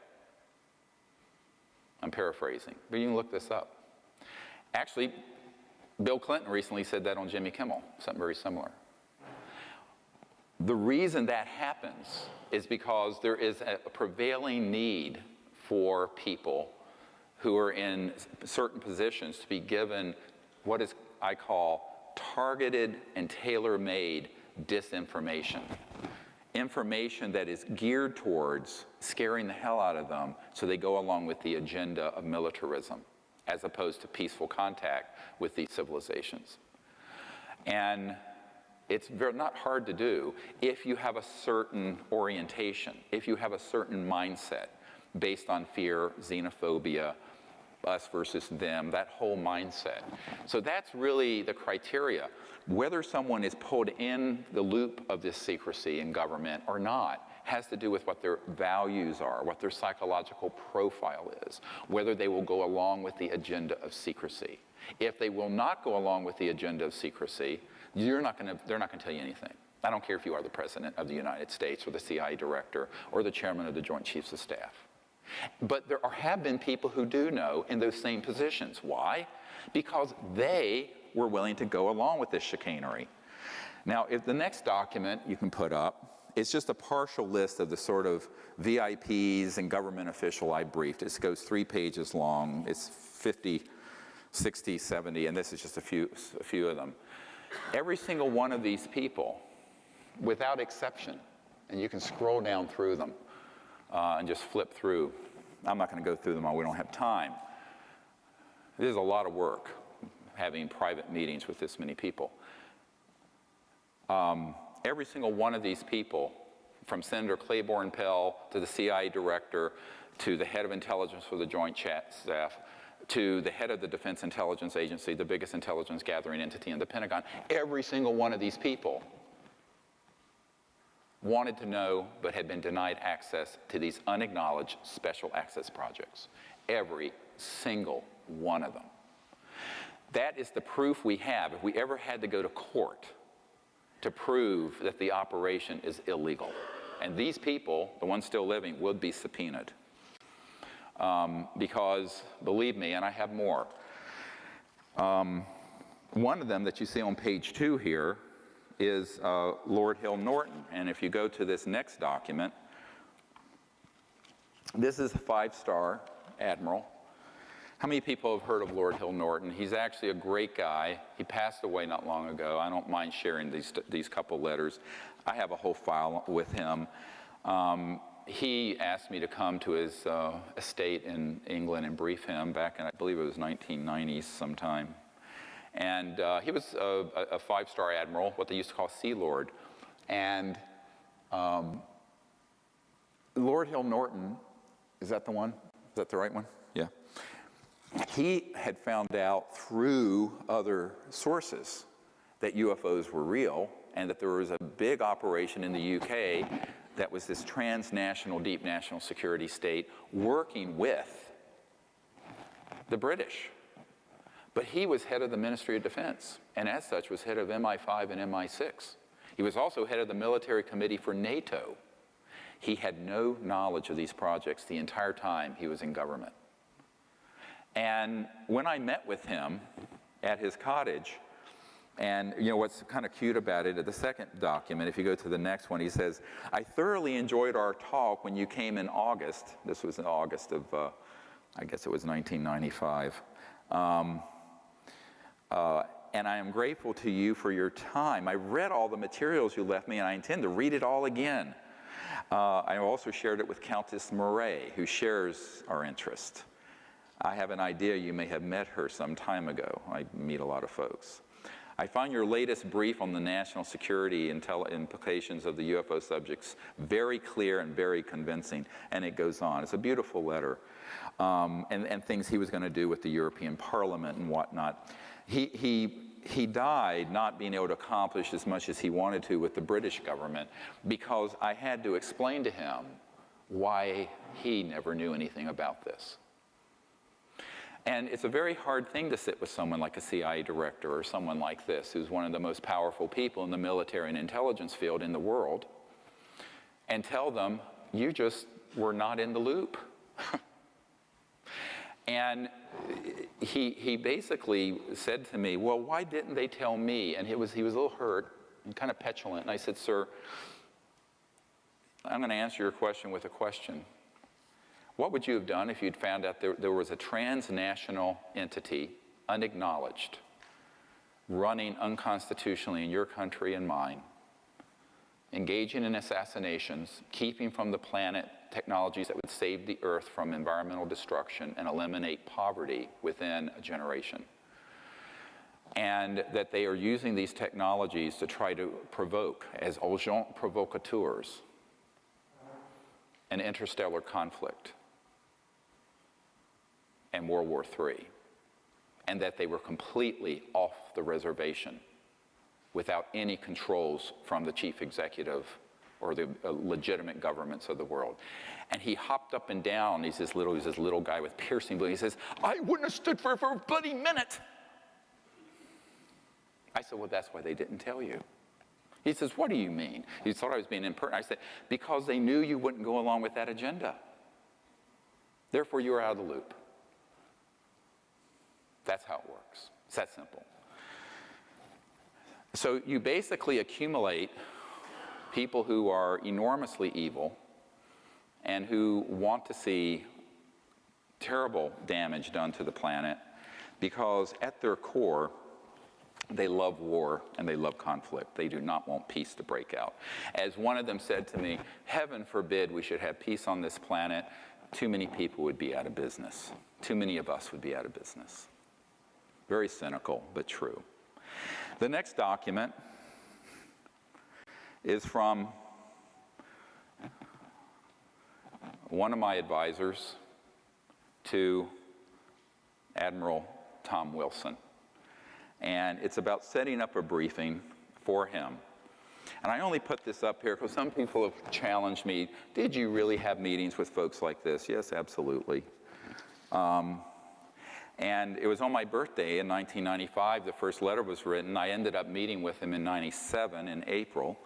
But he helped us in a number of ways prior to that, as did this Admiral Kramer, who set up my meetings at Wright-Patterson Air Force Base, the facility to which the crashed ET remains went in 1940s in Dayton, Ohio. And this meeting was another one where I was able to provide to him some very important information prior to the meeting, including a 1991 document, which has not been declassified, and I will go to that one next. It's the National Reconnaissance Office document. And that document is basically a security alert. And the reason it's important is not so much for its content or on the next page, which is a warning that a group of UFO buffs were trying to penetrate the perimeter of Area 51, so it's called. Nobody calls it that, really. It's the Nellis Range. But this was generated, and you can see the date, July 1991, and take a note of the distribution list, please. And we're going to get back to that in a moment. But it's a security blue fire, which is a code name, 1991, Commander's Net, Royal Ops, Cosmic Ops. So cosmic clearance, you've heard of this? Not a myth, it's real. Magi Ops, Magi, as the majority, as the magic, M-A-J-I-C, Ops. And it goes through a whole bunch of them, Nellis Division, all these code numbers, and you get down to some really interesting things. MOC is Military Operating Center, and MOA is a Military Operating Area, and SOG is a Special Operations Team. But you get into Red Flag, Dart East, Dart South, Pahut Mesa, Sally Corridor, Groom Lake, Dreamland, Blackjack Team. Blackjack Control is at the Edwards Complex in California. Roulette Team, Aquatech, Sea Spray, and others. Now, it's not clear to me who gave me this why they blacked out a couple of things. Maybe it was things that they were involved with personally. They didn't want to get fingered. But this secret document went to the Admiral prior to our meeting, and he actually recognized one of these entities. And he made an inquiry, and it was being run by a contractor. We're going to get to this next. And the contractor, one of these corporate contractors, when he called them up, he said, I'm Admiral Tom Wilson. At that time, he was head of intelligence for the Joint Chiefs of Staff. I want to be read into this project. Guess what happened? They said, sir, you don't have a need to know. Now, this is the guy who puts together the intelligence briefings for the Joint Chiefs of Staff of the United States. He was told, you don't have a need to know. And Admiral Wilson said, God damn it, if I don't have a need to know, who does? They said, "Sir, we cannot discuss this with you further." They hung up and blocked his line.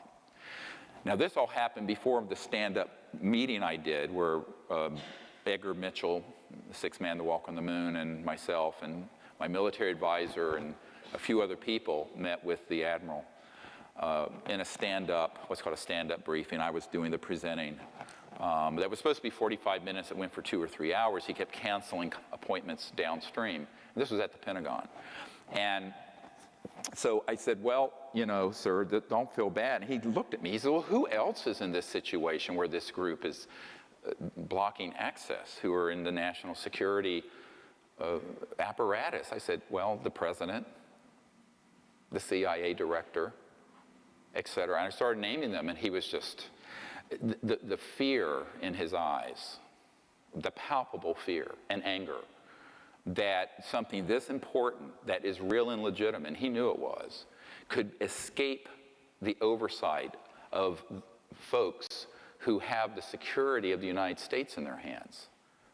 So basically, they're trying to navigate without IFR.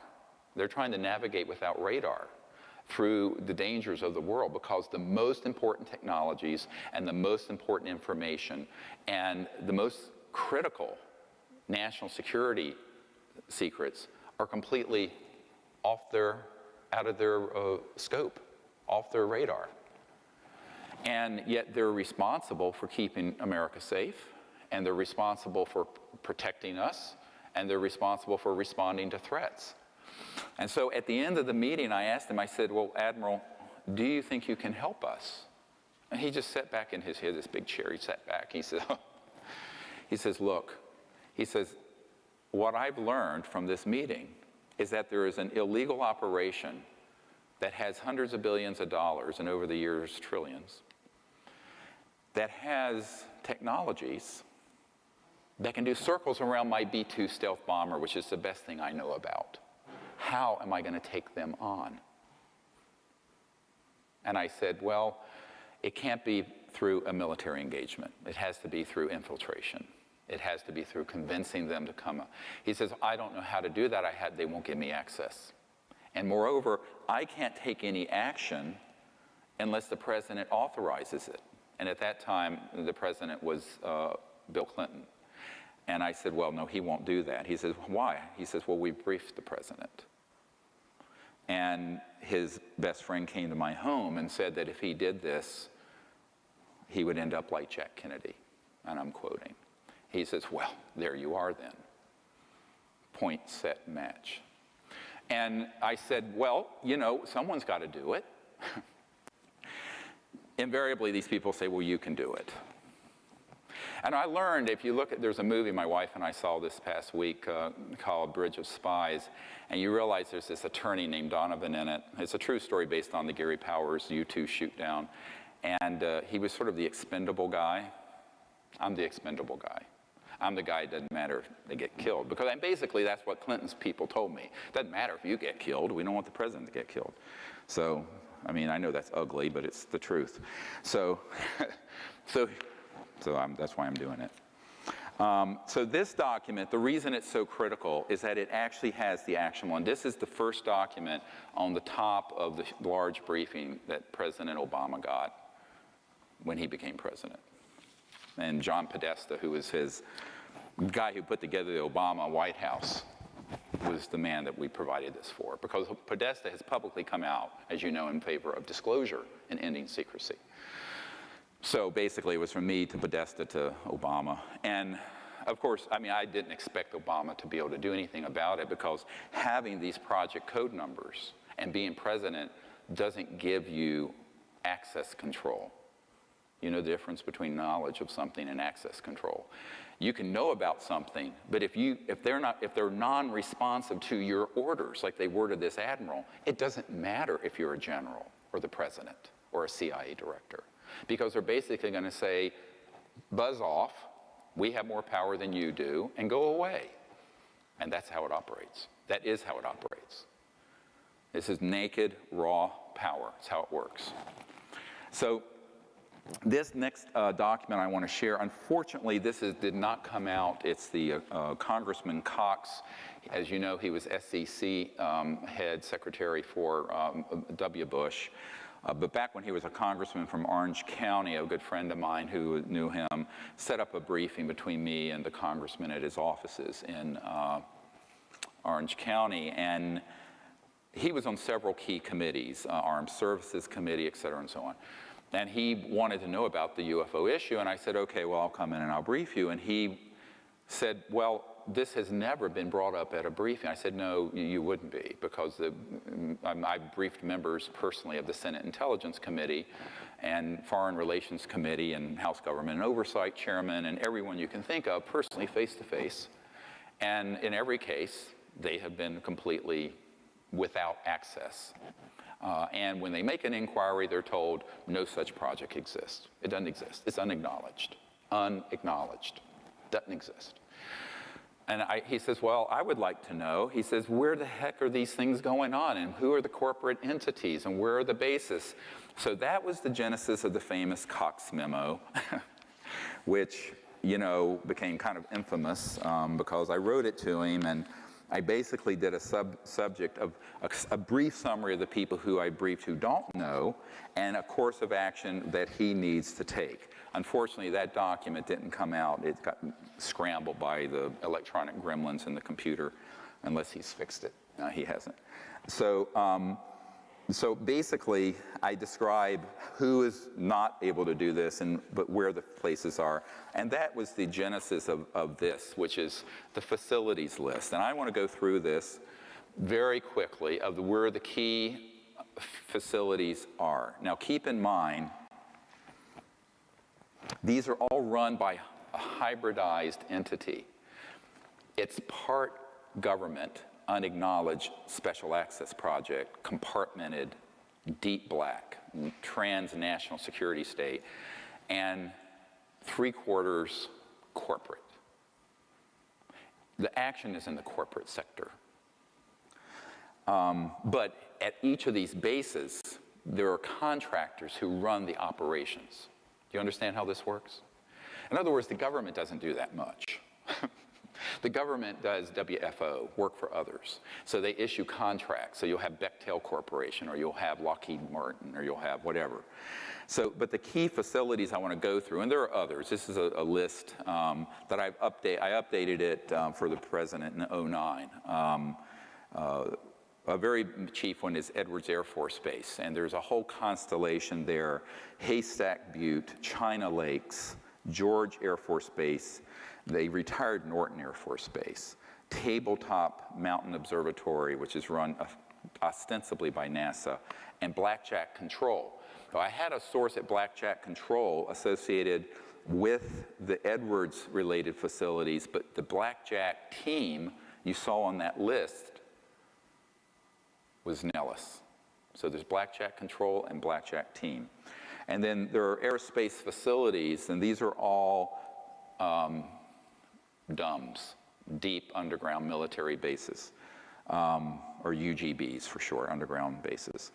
Northrop, the Anthill Tejon Ranch, McDonnell Douglas, the Llano Plant, Lockheed Martin, Hellendale, the Phillips Labs, and the North Edwards facility. And I will add that since then, a newer facility called the Cube, which is up past Lancaster, Palmdale, up in the high desert outside of, in the Edwards Range and classified airspace, is a Lockheed Martin Skunk Works facility where the state-of-the-art R&D is going on. Keep in mind that Lockheed and Northrop have multiple generations since 1954 of what you would call a UFO, man-made UFO, that are, as the head of the Lockheed Skunk Works said to several people on my team, including Jan Harzan, the new head of MUFON, the Mutual UFO Network. He's an IBM executive that's retired. I've been friends with him since the 20s, since the 90s. He is a man who is of great integrity, and he actually was at the meeting along with several other of my friends when Ben Rich, the head of the Lockheed Skunk Works, a super secret, it's where the U-2 spy plane in that movie came from, said, we can take ET home. We already have the technologies to take ET home, and ended his presentation with a slideshow of a black disc going out into space. Sounds fantastic? No, it's not. It's the head of the Lockheed Skunk Works. So we're flying around on jets, which are basically a vacuum tube that's pressurized with a bomb, a pre-positioned bomb called explosive jet fuel A that you're flying on, thousands of gallons of, when we have had these things since the 50s. How ridiculous. We're sending our astronauts up on rockets that blow up and kill them like the shuttle astronauts when we've had these things since the 50s. This is criminal. It's outrageous.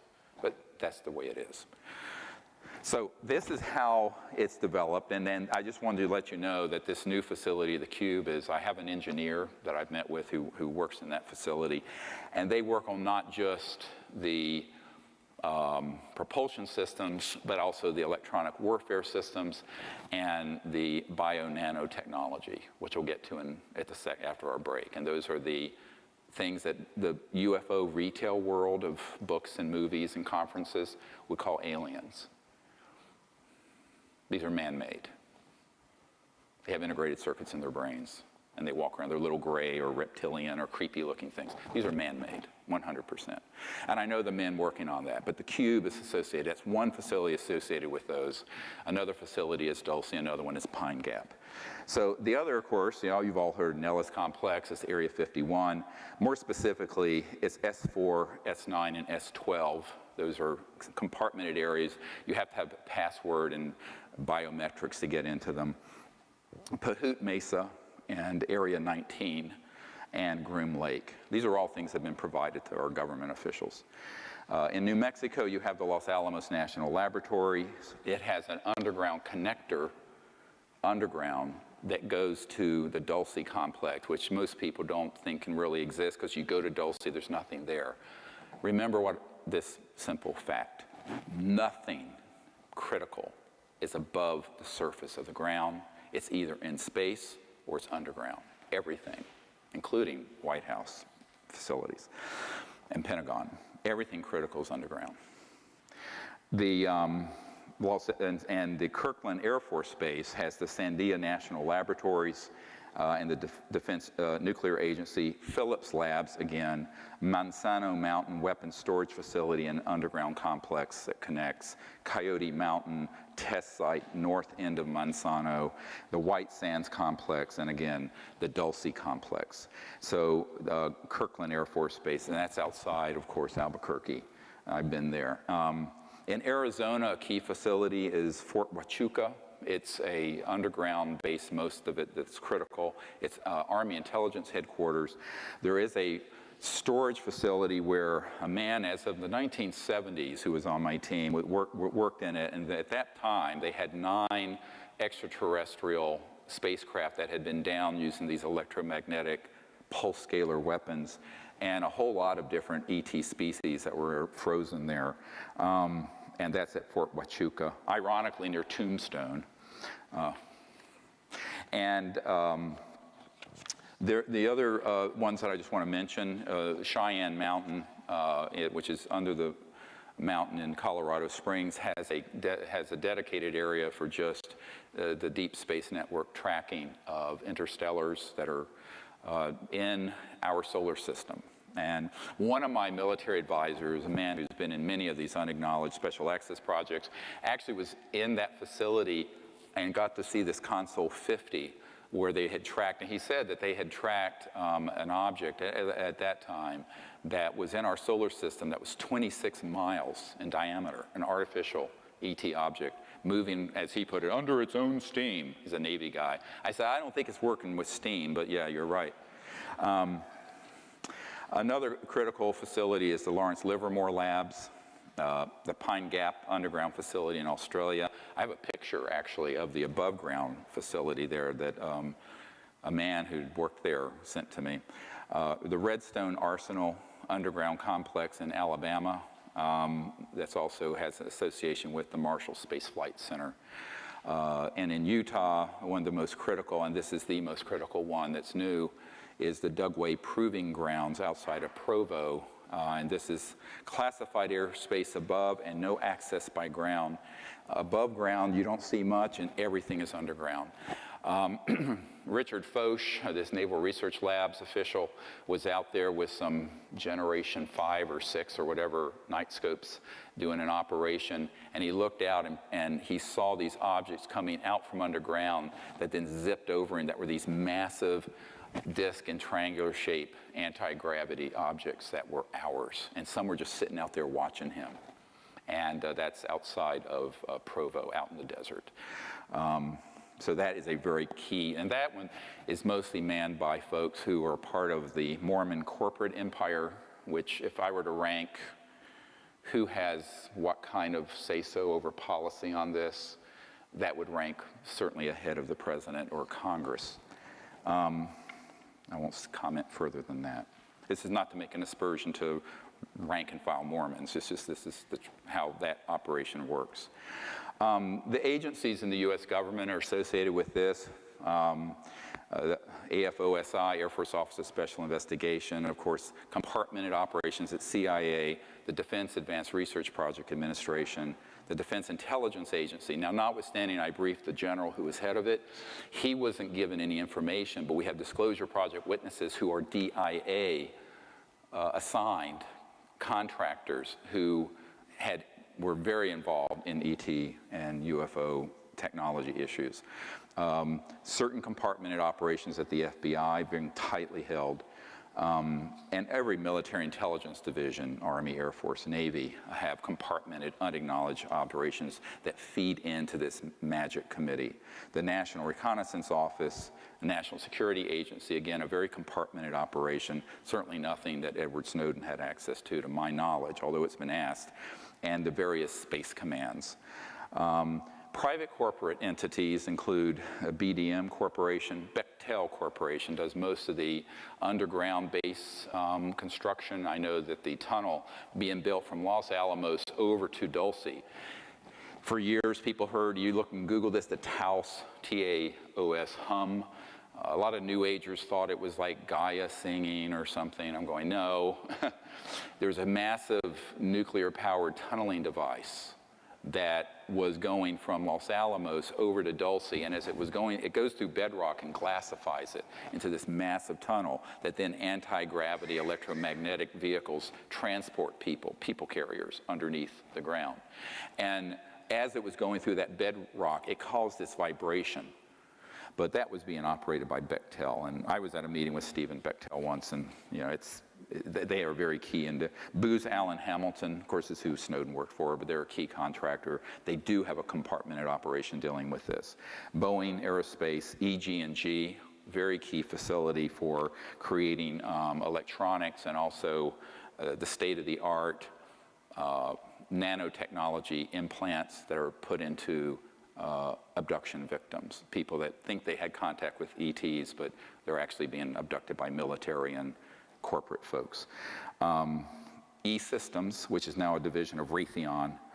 Lockheed Martin, I've mentioned. McDonnell Douglas is now part of Boeing. MITRE Corporation, M-I-T-R-E, very key in terms of anti-gravity and high-tech. It's here in the DC area and other places. Northrop Grumman. I mentioned Phillips Labs before, Rockwell International, SAIC, and this is one of the crown jewels. SAIC is a company, Science Applications International Corporation. Admiral Bobby Ray Inman has for years been a member of this magic committee, along with Dick Cheney and Papa Bush. But the SAIC, he had been National Security Agency head. He moved from National Security head over to the board of SAIC. And in a little side story, interestingly, when I asked Senator Barry Goldwater, when I was at his home some years ago, and he'd run for president in '64, but he always had an interest in this, but had never been told anything.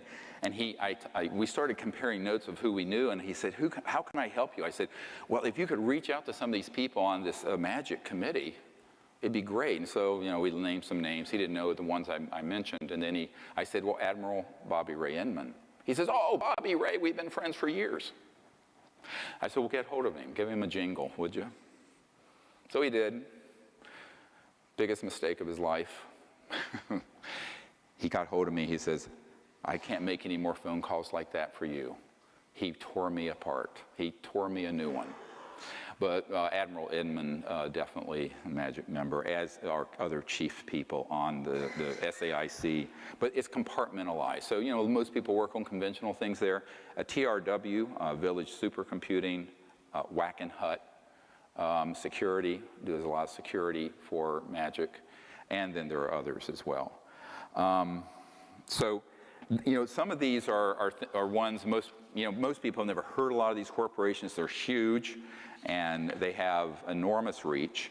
And I think that what you have to understand is that there is certainly not limited to that list, but it feeds into a system. And most people don't even understand how it works. And I always tell people, go back and look at the interview of Denise McKenzie. Worked for SAIC. She got a job there as a sort of clerical administrative person. She was in an office. It's kind of like the mafia. You know how the mafia will have like a pizza parlor or some little shop, and they'll come in and, you know, that's the storefront, but it's actually laundering money, and they're doing their drugs and pimps through the back door. That's how this works. So she was in this office at SAIC, and it was an office, it was, you know, running multi-million-dollar contracts for the U.S. government. And she said, what is this? There's nothing going on here. And she went to this file cabinet, and there were just all these dummied up reports that would go back to Capitol Hill to justify the money. And when she started asking about it, they said, don't ask about this. And what she basically was told, this office receives the money. We generate false reports back to the president and to Congress. That money then passes out of this office to a black project dealing with UFOs, electronics, anti-gravity, stuff like this.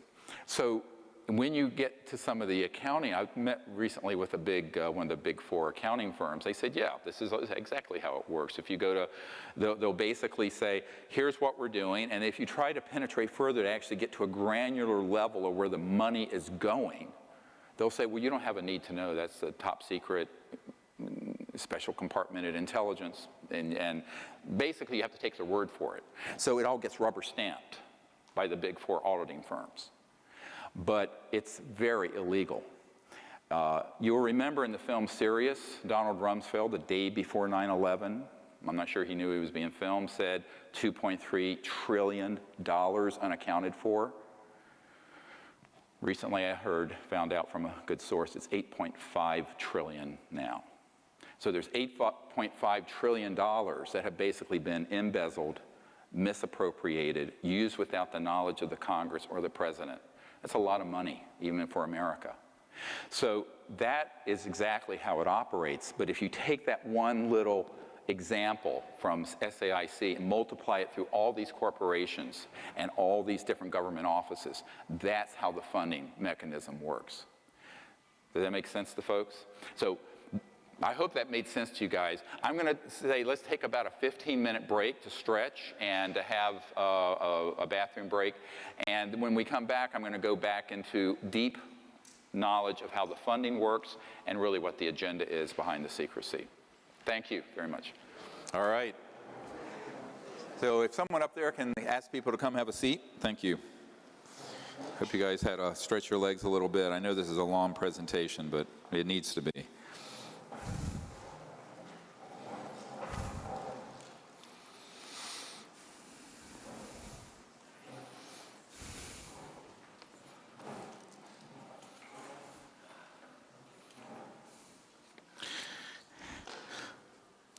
So thank you.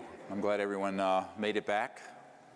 So in the next hour and 45 minutes, I want to cover enough material so that you might have a few questions at the end. You probably have a few thousand questions already.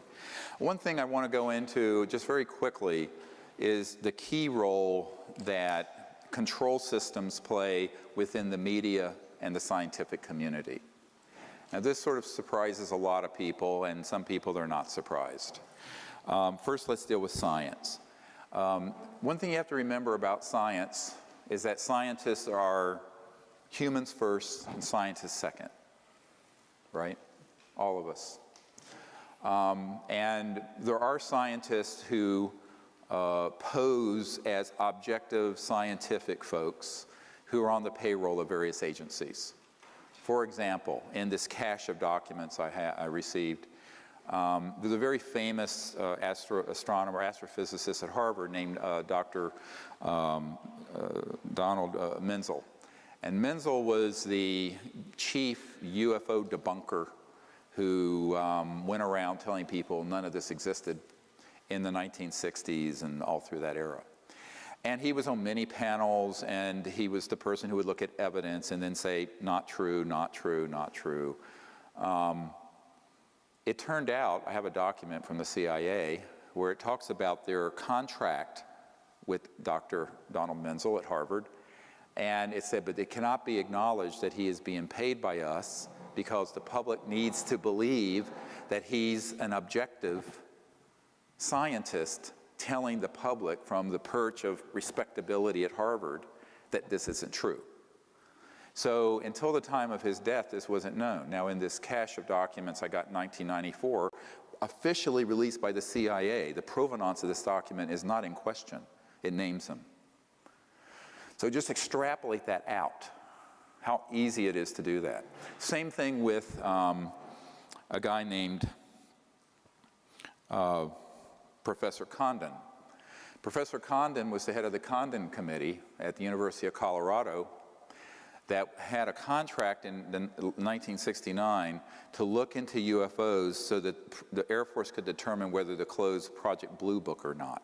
Project Blue Book was actually a public relations stunt, mostly, to collect information from the public because there was so much outcry from the public of sightings and things that had happened, and the public, particularly Congressman Gerald Ford at the time, was furious that they were debunking events that had happened in Michigan that his constituents said were absolutely right there, here, E.T. craft right here. And Dr. J. Allen Hynek, who later came clean, was also an astrophysicist, made the famous comment that it was swamp gas. And later, of course, he said, we knew it wasn't swamp gas, we knew it was E.T. craft, and he left Project Blue Book as their chief consultant and started the Center for UFO Studies there in Chicago. But Professor Condon, around this time, was asked to head up an objective scientific committee to look into whether there was any veracity to UFOs. There was a lot of publicity around it. And like all government committees, it's always, when they form a committee, they already have it, it's a done deal. It's just window dressing. So he headed up this committee, a lot of scientific people, and Dr. Robert Wood, a Cornell PhD, worked for McDonnell Douglas, now part of Boeing. And actually, Dr. Wood, who is one of our Disclosure Project witnesses, told me, and it's in his very lengthy testimony I have. You have to understand I have hundreds of hours of this kind of testimony on videotape. When he was working for McDonnell Douglas, old man McDonald himself asked him to look into UFOs and gather evidence. And so he began to do this. And he discovered a number of things. That A, they were real. B, they were interplanetary. C, they were using a type of gravity-controlled propulsion. And D, most interestingly, in many of the things that he looked into, he found that the ETs had electronic devices that were what I call technology-assisted consciousness and consciousness-assisted technologies, meaning that there was a trans-dimensional nexus between the electronics of these communication devices. I mean, you know, this goes at the speed of light. It's just junk, really. It's 1800s technology, and, you know, it's the Morse code. No offense, Apple. But they had technologies that interfaced seamlessly with electronics that would pick up directed, intended thought, and which is absolutely true. And actually, the founder of Facebook, Zuckerberg, started talking about a thought switch to interface with computers. I don't know if he's been reading my material, but anyway, I started writing about that in 1990, 1991, and when Dr. Wood saw my comprehensive assessment of the UFO subject, which was written in '91, it got kind of moved through the agency and the aerospace community, and I was just starting this project, very obscure at that time, just this country doctor in North Carolina rattling around in an ER, and it made its way over to McDonnell Douglas, and I got this phone call from Dr. Wood, and he said, "You have no idea how right you are. How do you know this?" I said, "Well, I've had contact, and it's quite obvious. I mean, if you're any thinking person, you're not dealing with electronics that are the speed of light, or travel that's the speed of light. It's too slow, because some of these are from other galaxies, like the picture we have of that one ET that's from Andromeda, 2.5 million light years from here. You know, they're not getting here at the speed of light. It'd take 2.5 million years to get here." So he said, "Well, I really want to meet with you at some point." So we kept in this relationship, and he eventually told me that when he was doing this work for McDonnell Douglas in the 60s, that he was put on the Condon Committee because they thought, because he was a very prestigious aerospace guy at a major aerospace company, that he would go along with the debunking whitewash of the Condon Committee. And Dr. Wood was someone who started bringing in boatloads of evidence. And it was turning the committee to the fact, no, these are absolutely real. So Professor Condon went to Old Man McDonald, head of McDonnell Douglas Aerospace, and said, "You fire that son of a bitch so I get him off this committee." And Mr. McDonald said, "No, I'm not going to fire him. He's a very good man." But he was thrown off the Condon Committee. But he didn't lose his job. McDonald stood by him. And that's an absolutely true story. And it came out in this cache of documents from the CIA, I got in '94, that Professor Condon and that committee, some of the key people, were on the payroll of the CIA. And it's in black and white. It's an uncontested document. University of Colorado Boulder, prestigious aerospace guy, and he was carrying water and doing the bidding of the intelligence community, all the time masquerading as an objective scientist. So this is why, you know, I have said, like Seth Shostak and those people who are with SETI, the Search for Extraterrestrial Intelligence, they are either the stupidest people in the world, or they're on the payroll of somebody to lie to the public. You cannot be that stupid, given the dispositive evidence we put out there.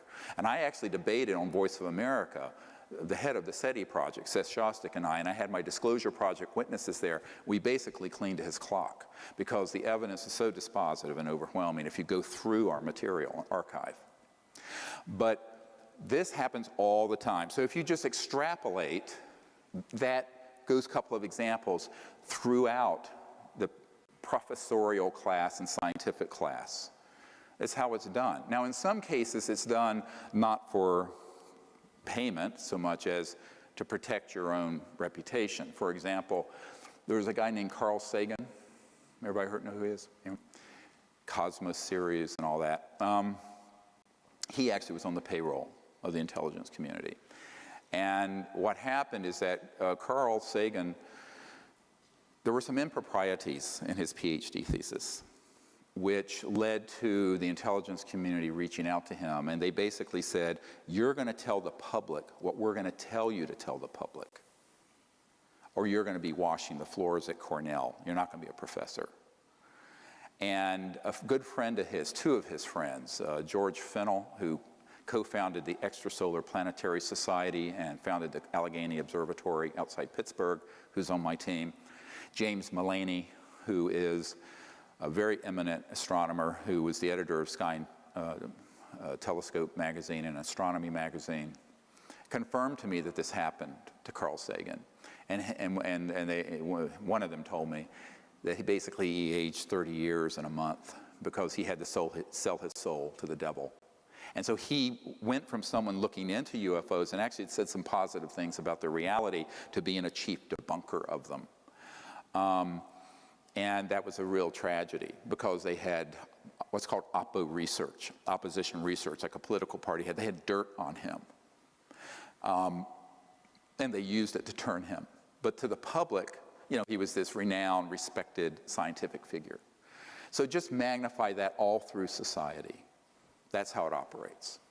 And I know it's not a very pretty picture. It's a little cynical. It's not cynical. It's just a reality. People need to, it's childhood's end here today. Wake up. This is how the world actually works. It's bare knuckle time. And that's one of the big problems, is that the same thing happens in the media. Everyone thinks we have a free press. We don't have a free press. We have a free press about things like the stain on the blue dress or something like that. Or other, Kardashian's wardrobe.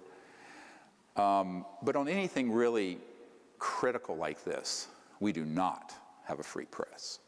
And I can give you many, many, many examples. I'll only give you a couple. And this involves both the mainstream news media and another one that involves Hollywood. Take this and extrapolate it.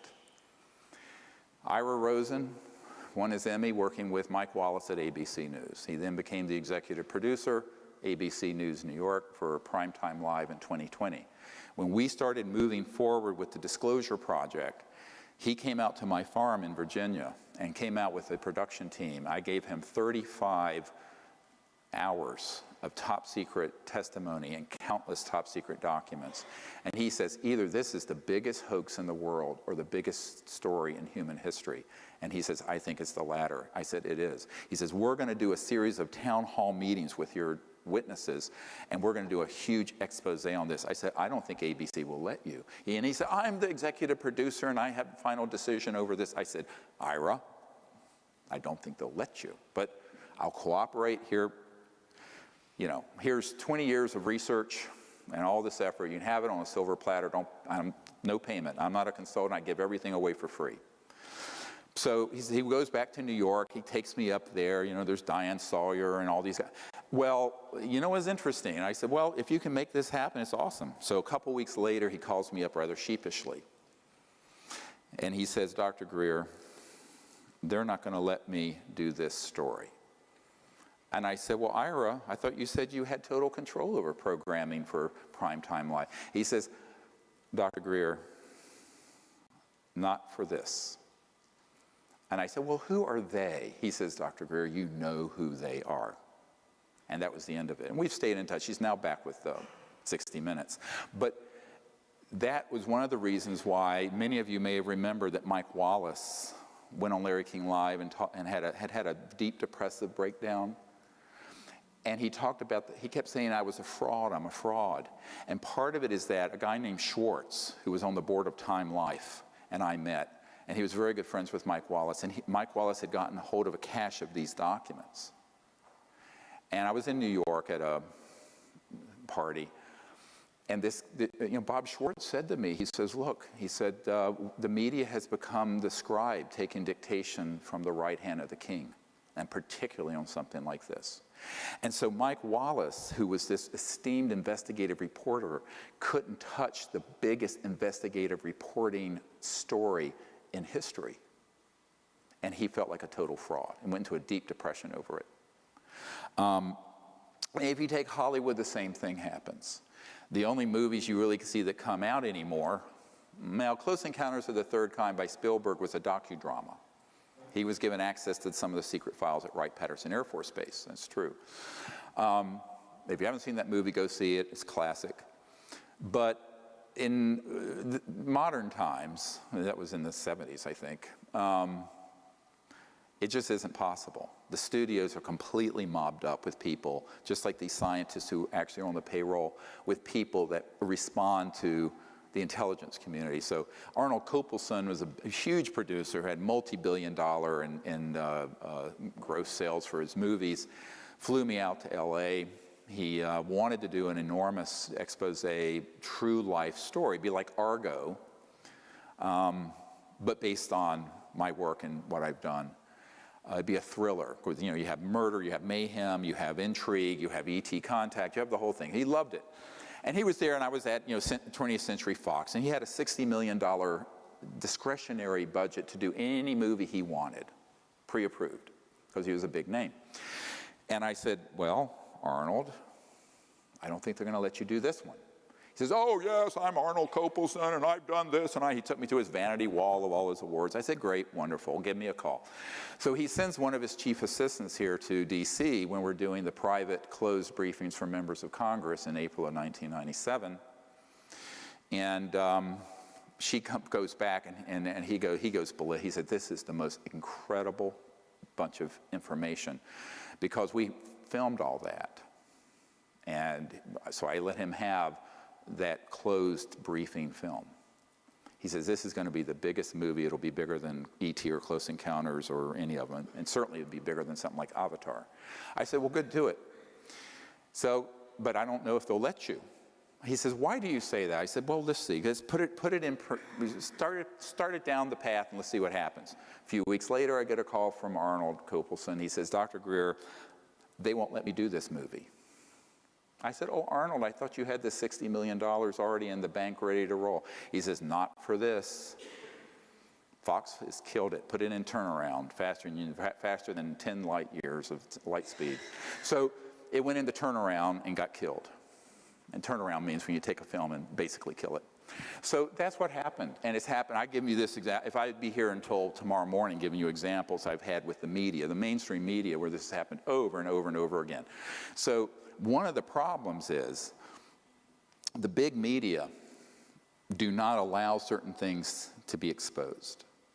And we have been brainwashed to think that we're the land of the free and have a free press and a free market, etc. But we do only within a certain confine. But ironically, that confine is a prison. Because how do you have a free market if the most important technologies and information of the last 100 years is sequestered and can't be used? I mean, that's not a free market. That's a managed market and controlled, and it is. Same thing with the media. So that's really how that works, and you need to understand that's a very important component of how magic infiltrates and operates. And keep that in mind whenever you start seeing a major media report. And now with the internet, we can put something out and it can reach. Ironically, we can put a video out and it'll have 5 million views, and it'll reach more people than Larry King Live used to, or most of the CNN talk show hosts get. So luckily we're able to bypass it now, but back in the good old days. But even then it's sort of relegated to mainstream. The thing that people respect for their source of news, CBS News, ABC News, CNN, et cetera, and so on, won't touch this in a credible way. And if they start to, and believe me, there have been many initiatives from the Wall Street Journal approached me, wanted to do a huge story, gets killed, gets killed, gets killed. So there are operatives that are embedded in the integrated corporations of all of these media holding companies.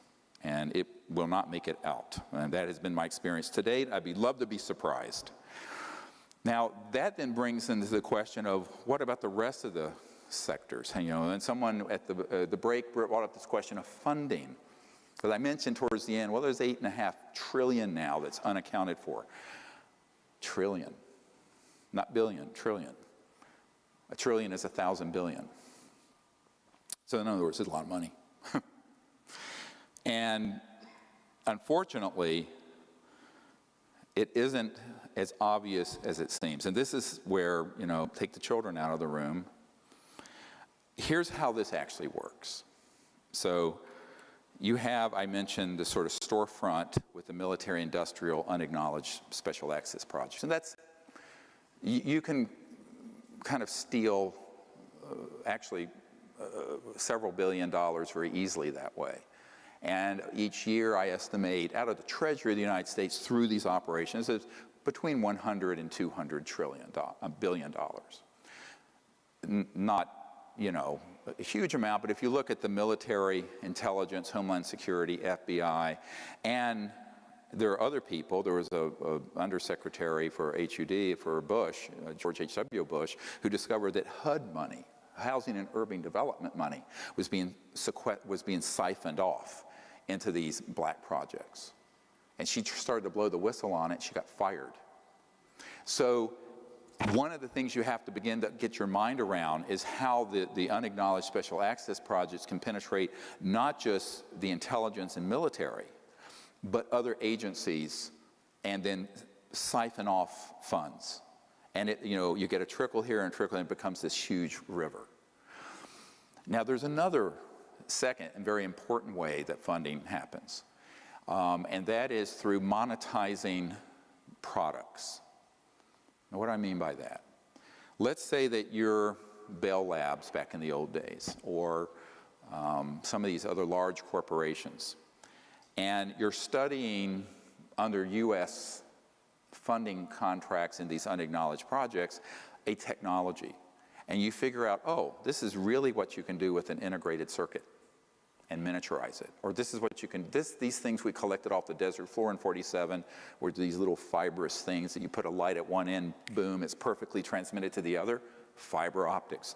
So you then create a market for it, and you allow some of this out, but there's a huge amount of money made on productizing fiber optics, integrated circuits, miniaturization, microprocessors, things of this sort.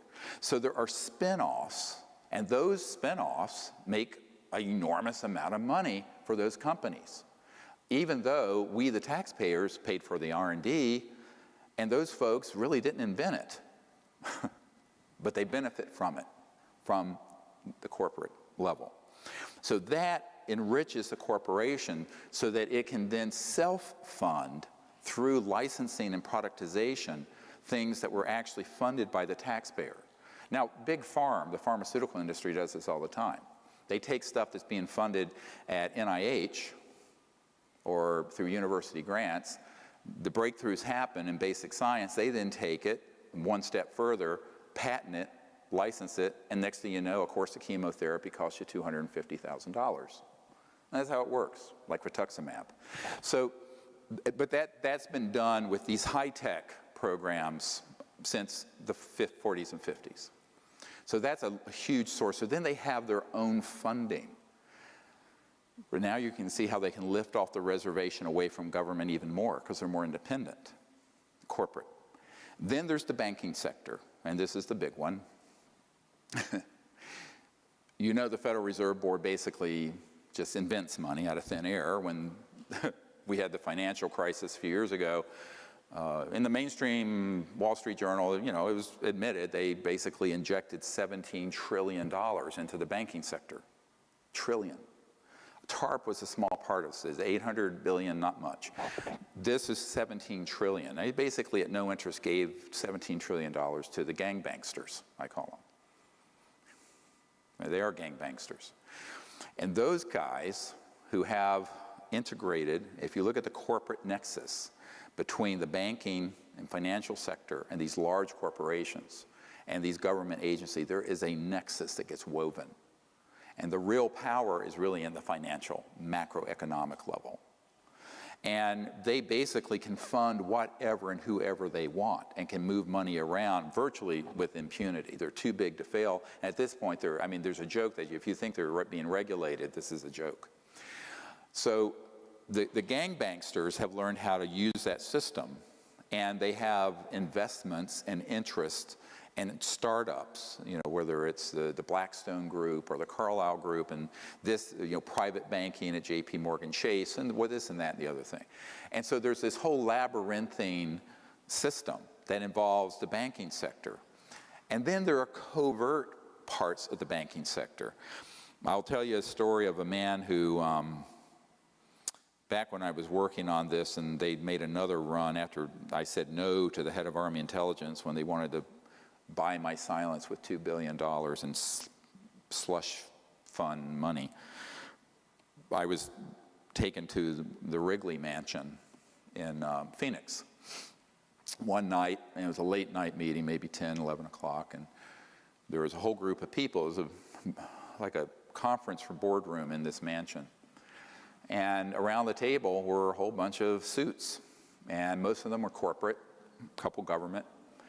And they say basically to me, they said, you don't need to bother with someone like the president or the CIA director. They don't know anything, and they're not going to know anything.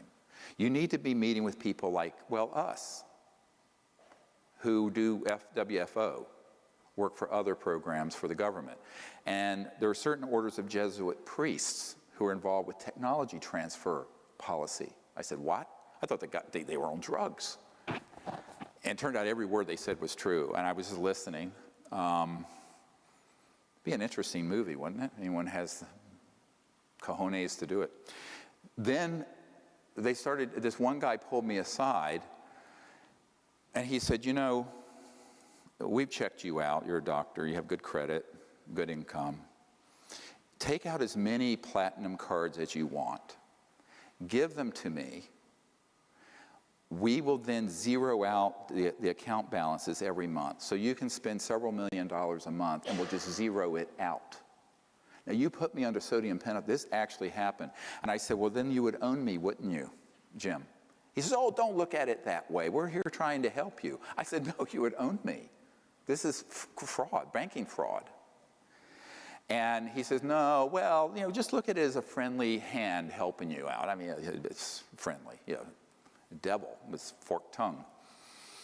And then he started to explain. He says, you know, there are a lot of creative ways where we can get money when we need to. And this guy headed up some folks who do the backup computers for the banking system. And these are big supercomputers. And basically, when you have trillions of dollars daily going back and forth in currency exchange and transactions, there's an odd amount left over that's less than a penny, or less than a euro, or less than a yen. That gets dropped into a black fund account. And it's a lot of money. It adds up on a daily. If you take 365 days in a year, you've got a lot of money from that. It becomes billions, tens of billions. So you have the black budget, unacknowledged projects. You have the corruption and fraud within the government system. You have the productization, monetization of things that we're paying for the study that they then monetize, like integrated circuits and cell phones and fiber optics. Then you have the banking corruption. And then you have the pièce de résistance. And the one that is the most disturbing, and that's drug trade. So the worldwide drug trade is cash and carry, bigger than oil. And when I first heard this from an attorney who was representing a man's family whose husband, a Marine colonel, was murdered because he saw them offloading drugs at a military base in California, I thought this was a bridge too far. I did not actually believe it. And this attorney, a very, very credible guy, Harvard Law, was representing the family to get them to exhume the body because the body was, the death was deemed a suicide. And the family knew the man had been murdered because of what he saw, because he had told one family member what he saw. And he was at the wrong place at the wrong time in a restricted landing area, in a restricted facility, where one of our aircraft was offloading a large amount of drugs that would then be sent out through various drug cartels and whatnot. And they killed him because of what he saw. Made it look like a suicide. And I filed that away as data point 1. Then I had another data point come in of a woman who owned a 5,000-acre sheep ranch in South Dakota, of all places. But adjacent to it was what had been a chemical weapons storage area and an underground facility. And she had enough resources that she had her own people go out with night scopes and found that there were ARVs, so-called alien reproduction, these man-made anti-gravity things going in and out of this facility, wee hours of the morning. And then she got someone close enough who saw that they were offloading huge amounts of chemical weapons, armaments, and drugs. So arms shipping as well as drug shipping. She contacted Senator Daschle, the senior senator of South Dakota, who started digging into it. He got threatened personally. I have a whole dossier file on this in my vault. And he backed off of it. He ran from it light year. He had the speed of light to get away from it because they made it very clear, stay away from this. Senator Daschle, he said, I can't help you anymore. So she reached out to me saying, can you help me? Because part of what was happening is that some of these chemical weapons that were stored there were leaking into not only the groundwater, and where her sheep, and a lot of them were dying. And it was like these containers that were corroding. It was like a Superfund site, but classified. It was a disaster. And that's why she was so concerned. She had 5,000 acres. And I said, look, I'll make some calls and see what I can do, but I've got a heavy lift here I'm doing on my own besides your sheep. But this is a very real case. Then on the day after I met with and briefed the head of intelligence for the Joint Chiefs of Staff, I got a cryptic invitation from two men. My wife and I call them Mr. Allen 1 and Mr. Allen 2. So not their name, it was our code name. I don't want to talk about who they actually are until they're deceased. I can confirm they're deceased. And they invited me over to this condo in Crystal City near National Airport, which turned out was the home of a former congressman who was sort of a consigliere and sort of advisor to George H.W. Bush. And in the room with him was a burly man who was a Science Applications International Corporation executive who was living virtually in retirement exile in France, who had come in for the meeting. And it was shocking what I learned, but not so shocking given what I've just told you. But they said, do you understand how dangerous this group is? I said, yes, I do, personally. And they said, but do you understand what they're really doing? They're destroying our world, they're destroying our planet, they're destroying our country. And these are the ones that have gotten off the reservation even from George H.W. Bush and have escaped control. Gangland style. I said, yeah, I know that there are special compartmented operations that are unacknowledged that aren't even under the control of MAGIC anymore, M-A-J-I-C. They said, yes, there's a big one, and it deals with drugs. He says there is an army of 8,000 men that are special operations folks. And they said that they move drugs all over the world and the country. And we have killed 2,000 of them, murdered them, thrown them out of helicopters, missing in action, because of minor infractions in security, or a hint that there might be. 2,000 of the 8,000. And they began to describe this program in detail, and I listened. And they said, so this is part of the problem you're dealing with. And by the way, to connect the dots, this is why we don't have legalization or decriminalization of drugs, which every health policy person knows. You can buy anything on the streets of any little town in America. It needs to be, it needs to be something where there's treatment, education, what have you. But if it was made legal, you would take away an enormous part of the funding for this criminal cartel. And it is the biggest criminal enterprise in the world. So one of my attorneys said, what you're really describing is a transnational RICO, racketeering, influence, corrupt organization. I said, yes, of course. He says, well, civilians can mount outside of the government a proceeding against using the RICO statutes, basically, which was set up for the mafia. I said, yeah, if you know an attorney that has the courage to do it, let me know. And this gets into something else that could be done. And with the information that we have and the people that could be asked about. And that is a major investigation with a Whistleblower Act result. What do I mean by that? The Federal Whistleblower Act allows for someone to blow the whistle on illegal and corrupt activity, and what is recovered or exposed through that whistleblower, the whistleblower gets a percentage of. In this case, we'd be talking about billions of dollars. So if there's a legal team that wants to head this up, and some more whistleblowers that we can put together, that's how you could fund the Energy Lab, but it would be a very big lawsuit and project. It can be done.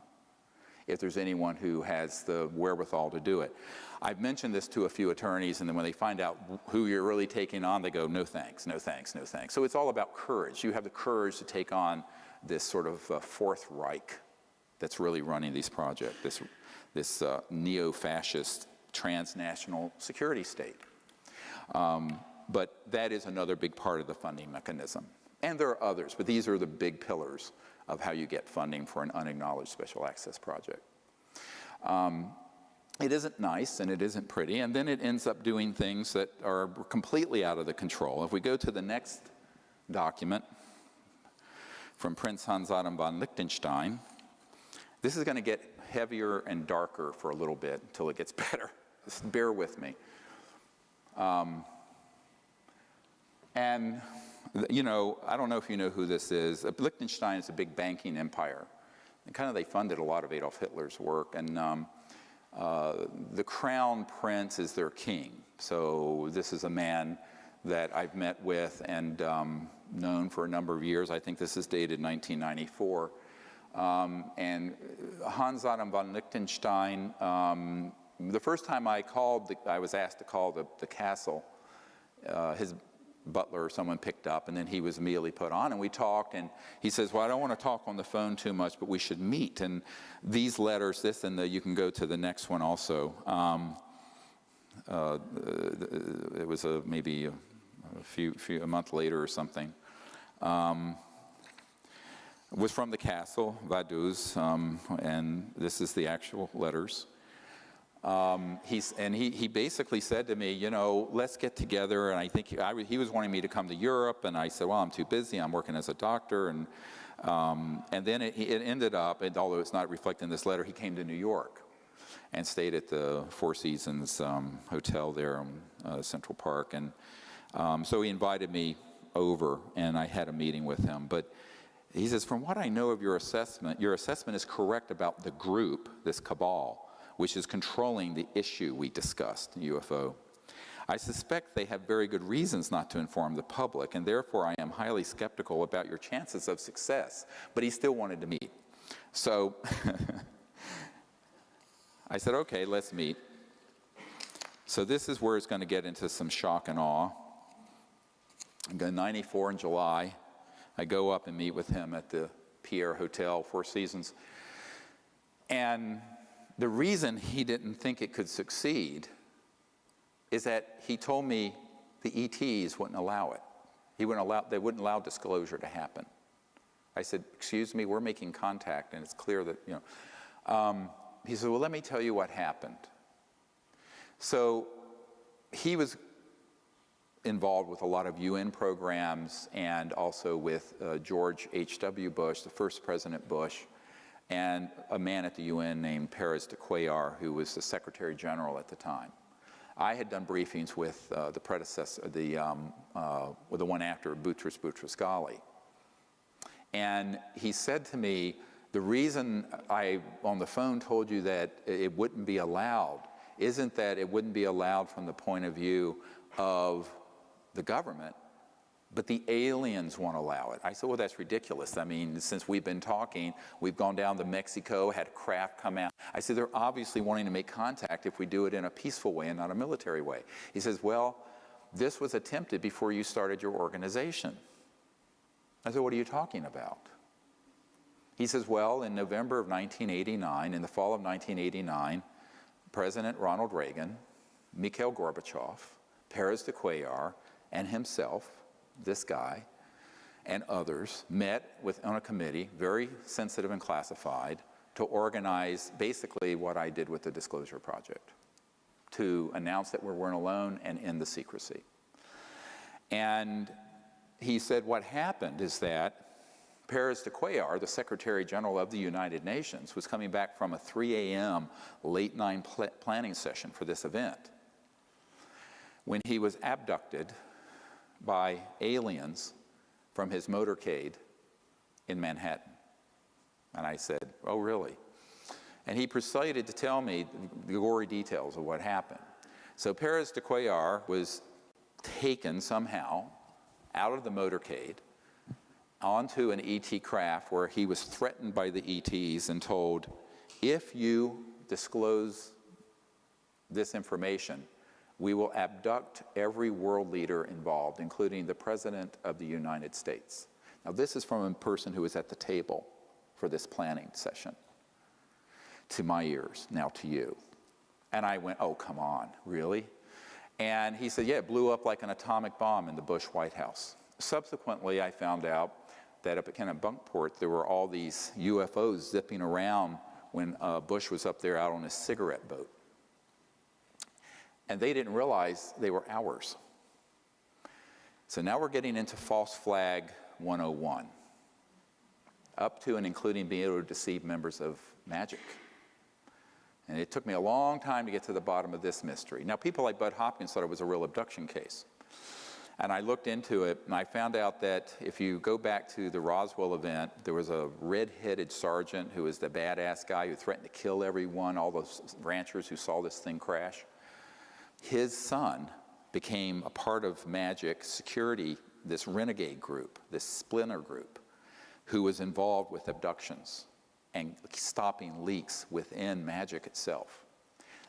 He then went and was in the security detail that night and set up the electronics for this electronic warfare abduction of aliens. It was all a hoax.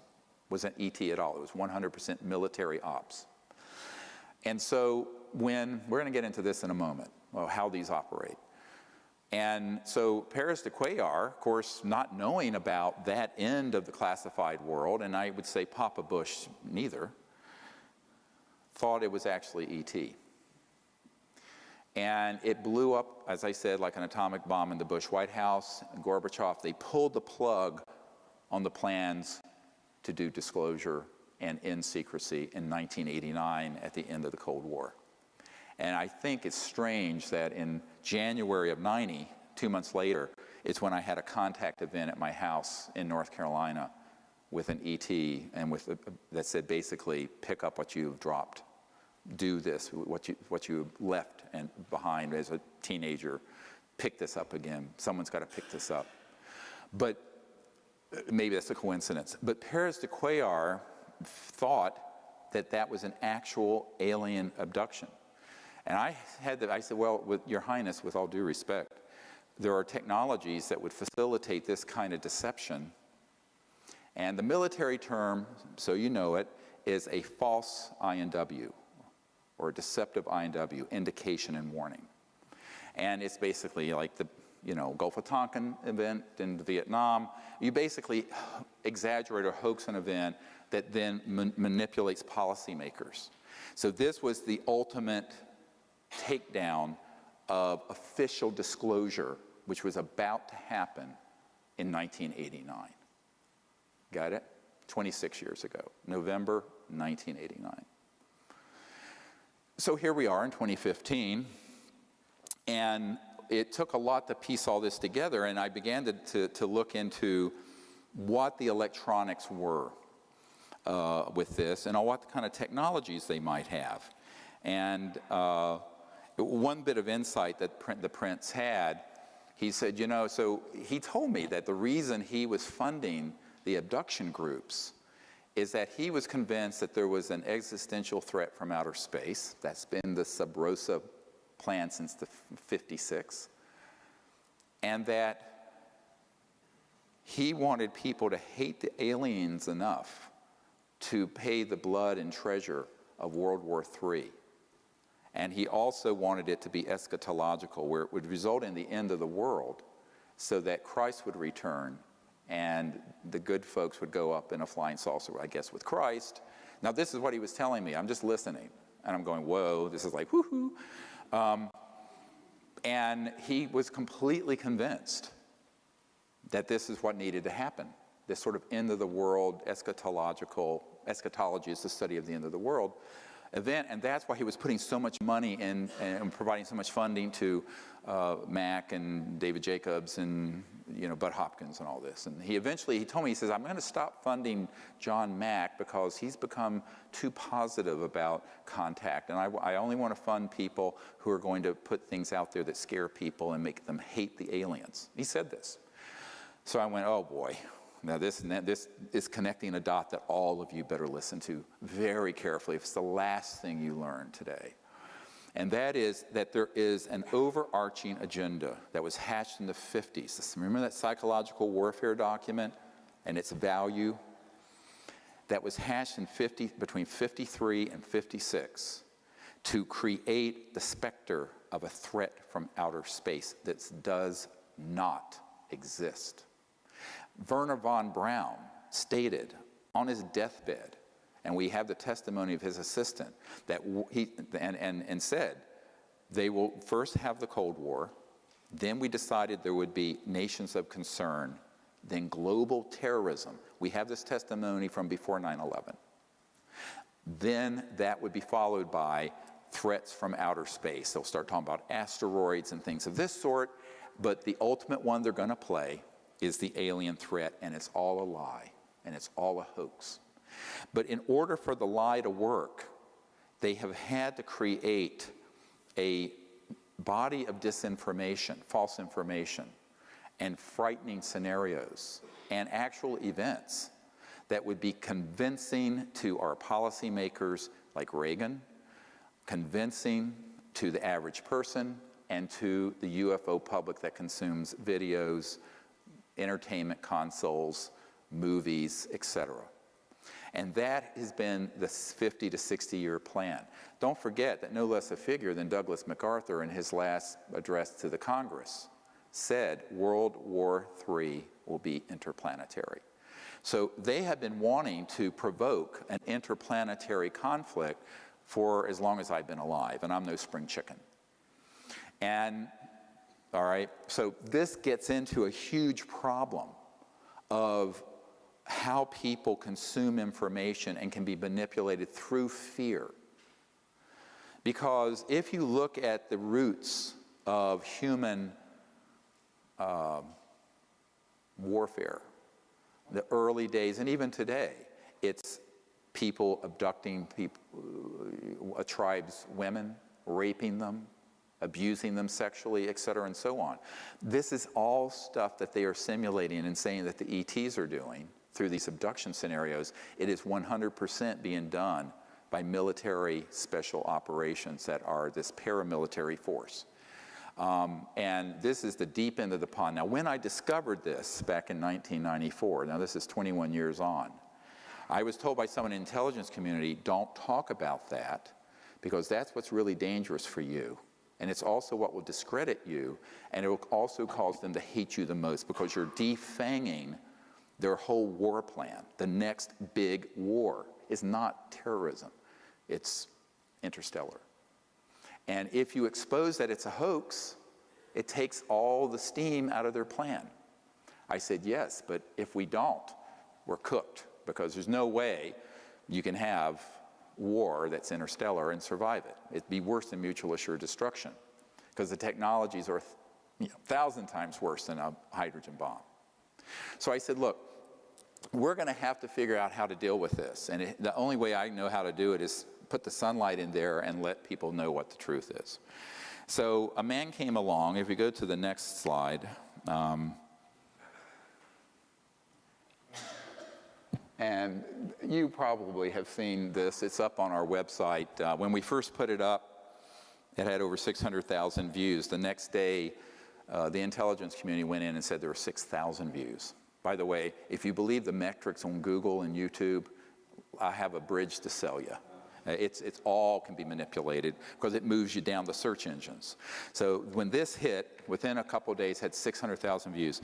This man, William Pollock, his name is pronounced Powlick, was a man, very good man, who gave me an interview only to be released posthumously after he died. And not long, a few years ago, I got a letter from his wife, significant other, I guess, they weren't technically married, with a death certificate and a letter giving me permission, and he had passed away. And I have a lot of these, and I honor my word about keeping a confidence. So what happened is that he gave me this interview, and in it, he talks about the development of RF radio frequency chip implants back in the 70s and 80s. And when he was developed, it was totally an accidental thing that happened. He was with a company that developed it.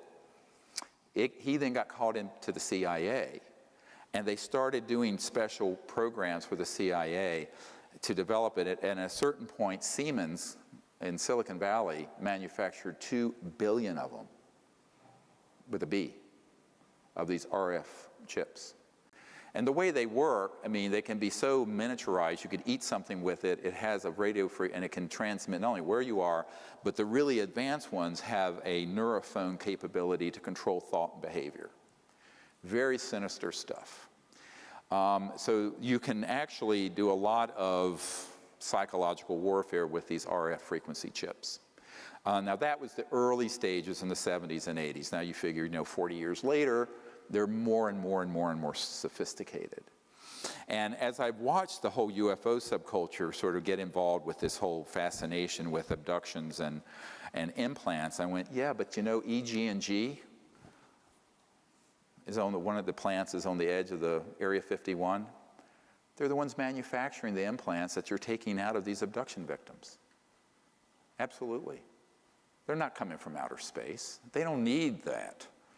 If you're interstellar, you're transdimensional. If you're transdimensional, you don't need an RF frequency plant chip to track anybody, because their technologies are way beyond that.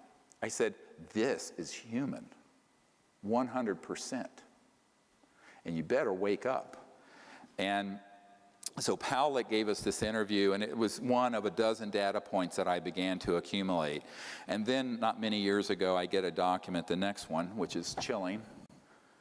Has never been shown. It's from the Strategic Studies Institute, think tank, and it's dated 1995. And it was talking about all kinds of global security strategies. And, you can look at it yourself. Cult-programmed graduates, blah, blah, blah, who will be expected to participate in contrived UFO abduction scenarios. Listen carefully. Oh, we need the next one up. Strategic Studies Institute. Is it? I can't see the screen. Is it up? All right. So I loathe reading to people but this I will. And number 2, create a global UFO cult, which will involve, this is what needs to be done in order to actuate this false flag operation, that will involve the abduction of citizens so as to foster an illusion that this Earth is facing an extraterrestrial invasion. UFO abductees of preference will have an experience in computer technologies, since that expertise will be required in future technocratic RMA scenarios. Use of experimental drugs, holographic projection capabilities, directed energy technologies, I'll get into that in a moment, induced auditory input. These are the neurophones I mentioned that Werner von Braun said the most dangerous thing is the neurophone, non-local things that can be done to make people think they're having an experience when they're not. Input, experimental aircraft, well, that's just a euphemism for man-made UFOs, and special effects costuming and stagecraft, among other things, will be used to persuade the abductees of the reality of their circumstances. Official denials regarding these events will employ reverse psychology to ensure that all such denials are taken as official confirmation of an imminent and/or ongoing extraterrestrial invasion. This is the next page. UFO abductees will be persuaded to worship their anticipated ET conquerors in cult-enforced religious fashion. UFO cult networks will be controlled by U.S. intelligence to limit infiltration and ensure that dissidents do not disrupt UFO long-term agendas. Uncontrollable dissidents will be assassinated, preferably by directed energy means. Dissociative satanic cult graduates will handle all such executions, i.e., when not actively lending logical and theatrical support to UFO abduction operations. Number 3, directed energy surveillance and weapons technology of all types and caps will be used for purposes of spreading fear and confusion in the population at large under deniable circumstances, for eliminating persons deemed adversarial to U.S. national security interests, and for spotting, assessing, and manipulating potential recruits to the RMA cause. Neurocybernetics and other psychotechnologies will be used to sow confusion and hypochondria in the population. The symptoms and effects produced by these and other directed energy technologies will parallel the effects produced by various microbes, viruses, and chemical imbalances, thus compelling a large segment of society to seek medical intervention, which in turn will be a basis for their being used for medical experimentation under voluntary circumstances. Psychiatrists and psychologists will play an important role in these experiments, particularly where denying the efficacy of neurocybernetics psychotechnologies is concerned. Citizens who complain of hearing voices will be used as a basis for generously government-funded schizophrenic-related brain research, on and on and on. It goes on. Now, if you're not falling out of your chair yet, what I want to tell you is that all of that has come to pass and came to pass between the 1950s and the 1970s. A man that I worked with before his death had developed an electronic system in 1956 or 54, that would enable someone electronically to remote view anywhere, and could also affect, some of these have been called radionic psychotronic weapon systems. And they were developed decades ago. Now, how hard is it to deploy them? Not hard. They're not used every day. They're used enough to create a groundswell of conviction that there's an alien threat. So you take that capability, combine it with man-made UFOs, combine it with disinformation in general about the subject, and also certain chemicals, and you can launch an entire contagion of fear that's based on completely man-made false events. So this is the false flag event I wanted to warn you about. And people say, when is that going to happen? I said, it's happened already. It's already happened. The media, the film industry, any UFO conference you go to is going to be filled unwittingly, usually, not always unwittingly, but usually with information that is this kind of disinformation designed to create an us versus them dynamic of an alien threat. And the reason for it is that that is the only way to grow the military-industrial complex. You know, Leon Panetta, the CIA director and then Secretary of Defense, but when he was CIA director, said, you know, we're spending $110 billion a year chasing down 70 al-Qaeda members in Afghanistan. Ridiculous. And in order to sustain the level of expenditures and grow the military-industrial intelligence laboratory financial complex, you got to have another enemy.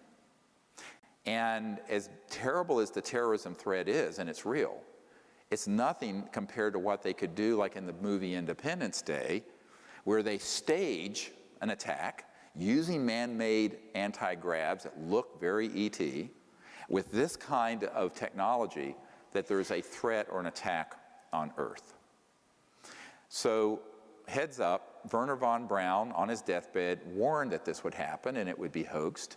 We've had so many people. I have met with one man, I can't get him to come forward, and then another, and then another, and then another, who spoke of, in the early days, they used, I know this sounds terrible, but he was a little guy, and he was so short, and they basically did like you would in a movie, suit and head and mat to make him look like an alien.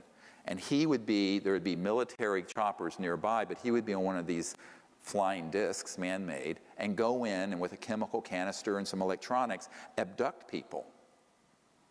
And he says, oh yeah, I was on an abduction squad, it was way back, I think in the 60s. They've gotten better, and I say better, and they've become more efficient because over the decades they've developed little creatures that look like an ET, They may look gray or like a reptile or this, and they kind of walk like this. They have this robotic, weird walk. And if you look at I saw the video that Stan Romanek had of the one that came into his house, that basically a film company bought up and black shelved. Nobody has seen this. I was at his home. And the one that came into his house was exactly one of these so-called gray-like creatures. And the way it moved was this very robotic. It was so obvious that it was a biomachine.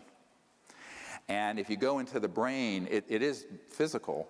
It has a biological component, but it's laced, the neural cortex is laced with integrated circuits. And it's completely under control of these military operatives. But he thought it was an alien. I said, well, it was an alien, but not an ET.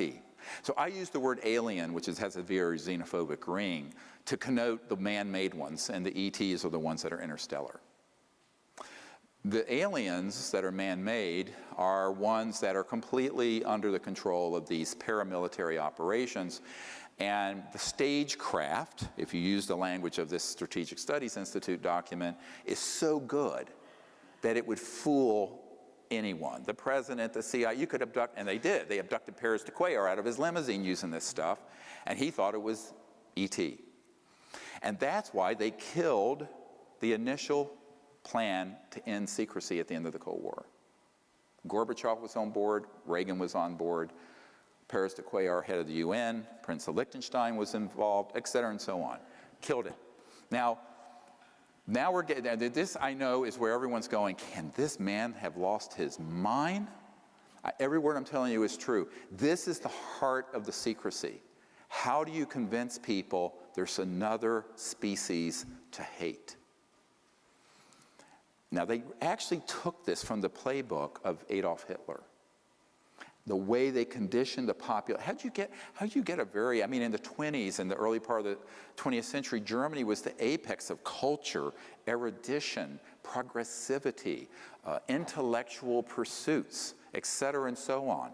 How do you get that population to devolve into this horrific community that could engage in the Holocaust and World War II, the way that happened?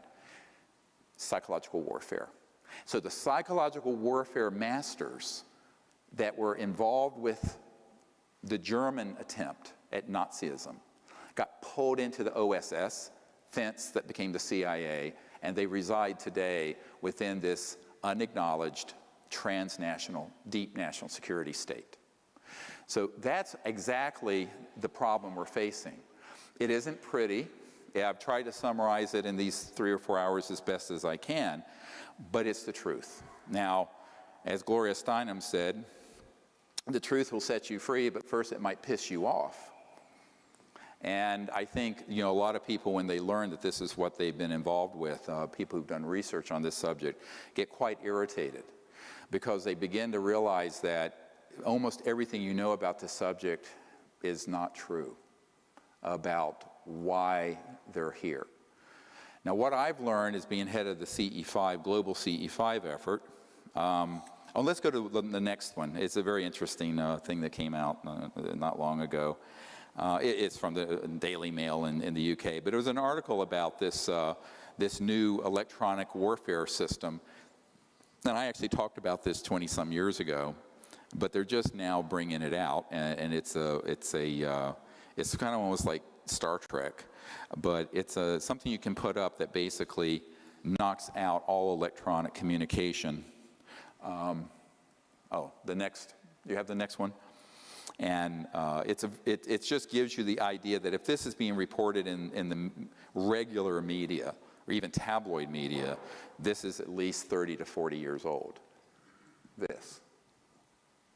And it's basically a platform that can float over an area and knock out all electronics, not only in a city, but over a battlefield or what have you, using pulsed microwaves.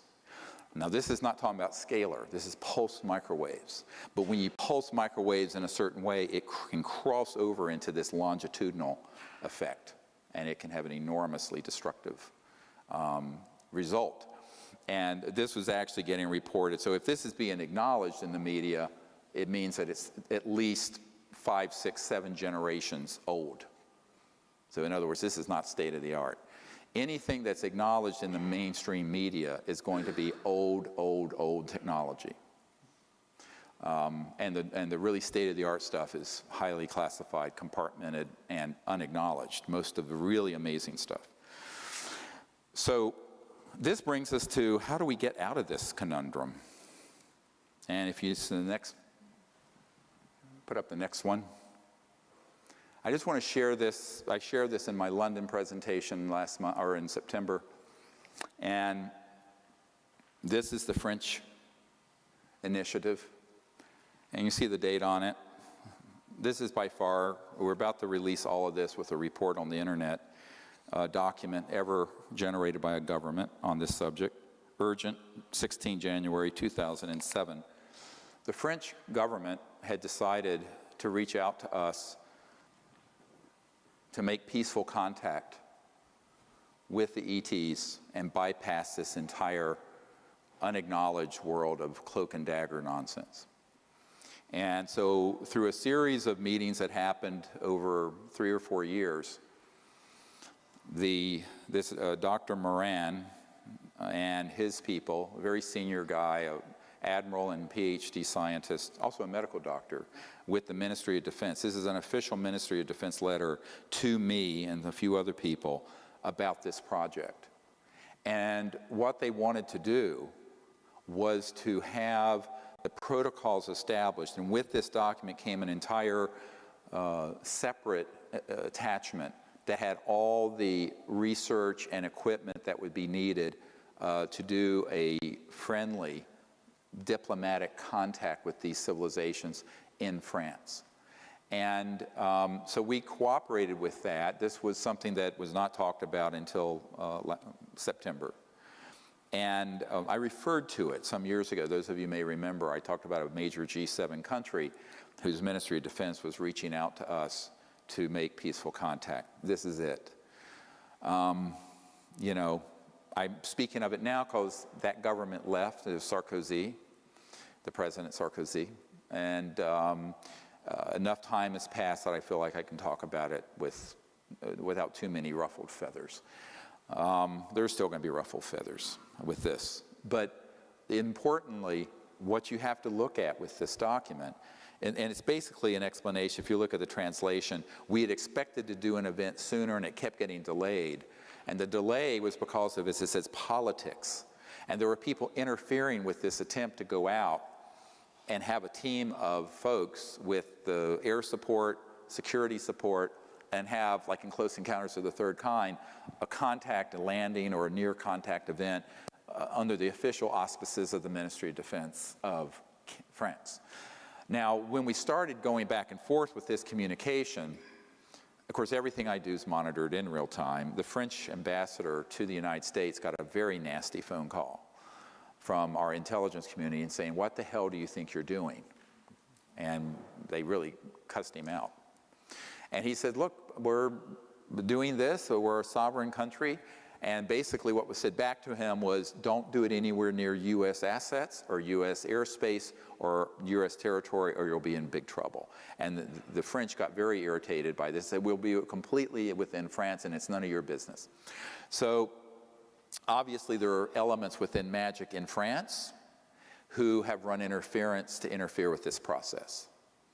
Every major country have elements. And so it's very political, it becomes very, very thorny, but the very fact that senior people in the Ministry of Defense of a major G7 country, group of 7, major economic country, would, and a nuclear power, would reach out to make peaceful contact using the Close Encounters of the Fifth Kind initiative is by far the most historic thing. And that's why this document, I think, is the most important document ever written, because it's not classified. I only kept it private because I didn't want to burn bridges to the government that was there. And it did involve all the way up to the President of France, this effort. We actually ended up going, I believe it was in 2010 or 2011, and did a CE5 event that actually had enormous results. And their military had cordoned off the airspace, directed and we had a 2,200-acre estate in Brittany, and there were ET craft tracked going over head at over 200,000 kilometers an hour, and all kinds of strange phenomenon in the field where we were, which the admiral was there. Now, no one knew that's who he was. This ended up being a demonstration event for the Ministry of Defense people, and it was directed by me. And the cover story was that it was a CSETI expedition for a weekend. So see, if you sometimes come on these expeditions, there may be other folks there, huh? Get it? Nobody knew who he was. He was just a nice gentleman in a plaid shirt. But I mean, that's how these things have to happen. I mean, it wasn't my place to expose who he was. But they were very happy with the results and have learned a lot. And we're continuing to teach them about the concepts of non-locality and consciousness, remote viewing, coherent thought sequencing, electronic interface with thought that the ETs have, how to set up the correct philosophy and conditions for contact, on and on and on. And this is really the core of course, why I founded this organization, was to move us away from the brink of war into a time of interplanetary peace and universal peace. But at the same time, we have to understand that an operation like this isn't going on in a vacuum in outer space. It's going on within a world that's enormously dysfunctional, particularly with these national security issues and these sort of spy versus spy groups who interfere. And there was enormous interference between 2007 and 2010 trying to stop that process. And it continues to go on. I mean, it turns out there are people who are key involved with the liaison who are actually moles from MAGIC who are there to disrupt events, infiltrators. So this is what happens. I mean, this is welcome to my life. But, that should be of no surprise to anyone, and it was certainly no surprise to me. But ultimately, the fact that there would be a major initiative like this from a government like France for peaceful purposes as opposed to a warfare or militaristic purposes is a very positive development. Because I had a lucid dream years ago before I started these projects, and I'm part Cherokee and I have a lot of lucid dreams of the future. Met my wife that way. And when we were in the future, and we were at White Sands, where the first atomic bomb went off. And there was a beautiful event happening. And the U.S. Air Force and government had moved off this dime of either denial or suppression or hoaxing and trying to create this false flag World War III conflict that's completely a hoax. And had decided, yes, we need to pick this other path and make peaceful contact. And a massive government-sanctioned CE-5 was happening, broad daylight, and this beautiful silver seamless object descended in a bed of a blue sky, landed, and an ancient elder, ET, came out of it, and this was all broadcast live. The whole world saw it. Now, you know, maybe, that was before I founded CSETI and the Disclosure Project and all this, and I was maybe in my early 20s when I had that dream, and I'm 60 now. So, you know, it's a potential future, but I do believe it's a potential future. And the way it's going to become a real future is for all of us to do that. Because guess what? You know who the leaders are on this? You guys. Not the president, not the Congress. Disclosure, contact, all of that first has to be the people. We, the people. It's going to happen by us banding together, making contact, being enlightened about what we're doing, not going out there with ray guns, but doing it for the purpose of an open relationship that's peaceful and enduring between our planet and these other planets. That is the only possible outcome anyway. The other outcome, any conflict, I don't care with any ET civilization, would be the complete destruction of their planet and ours. It would be much worse than a massive global thermonuclear war exchange. So there is no possible future except a peaceful one. So let's figure out how to do that. No matter what your belief systems about these various civilizations that are out there, my own assessment is that some are not really thrilled with us because, well, who wouldn't be? And some are maybe our distant cousins. And some are just getting involved and looking with some horror at what's happening. But ultimately, none of them are overtly hostile. If they were, it'd be over. And let me tell you, it would have been over when we dropped the first atomic bomb. And I've been told that by multiple members of MAJIC, M-A-J-I-C, because they have said, yeah, of course. I mean, but it's very easy to play on people's paranoias and fears through mutilations and abductions. And this Dr. John Altshuler I mentioned, who is the nephew of Jimmy Doolittle, General Doolittle, he became the guy who did the first Snippy the horse case. You know Snippy the horse, the cattle mutilation and animal mutilation case? That was him. He didn't get acknowledged because he wanted to stay in the background, but he was the scientist.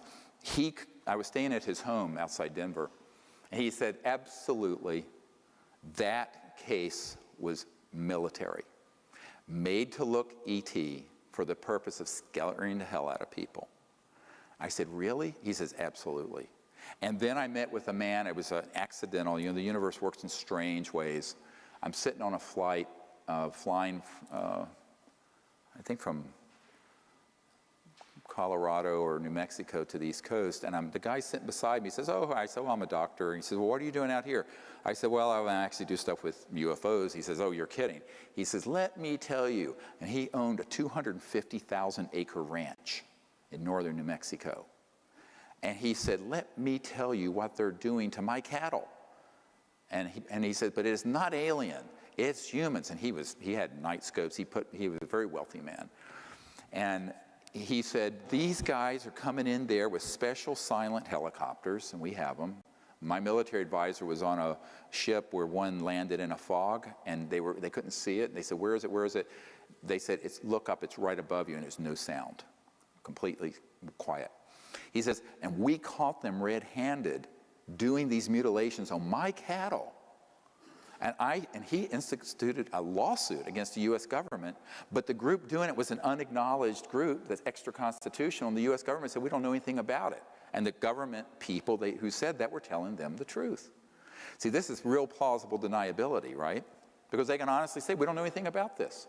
So he took it all the way through the federal court system, it just got thrown out. Even though he had dispositive evidence, human, paramilitary, and U.S. military assets were doing it.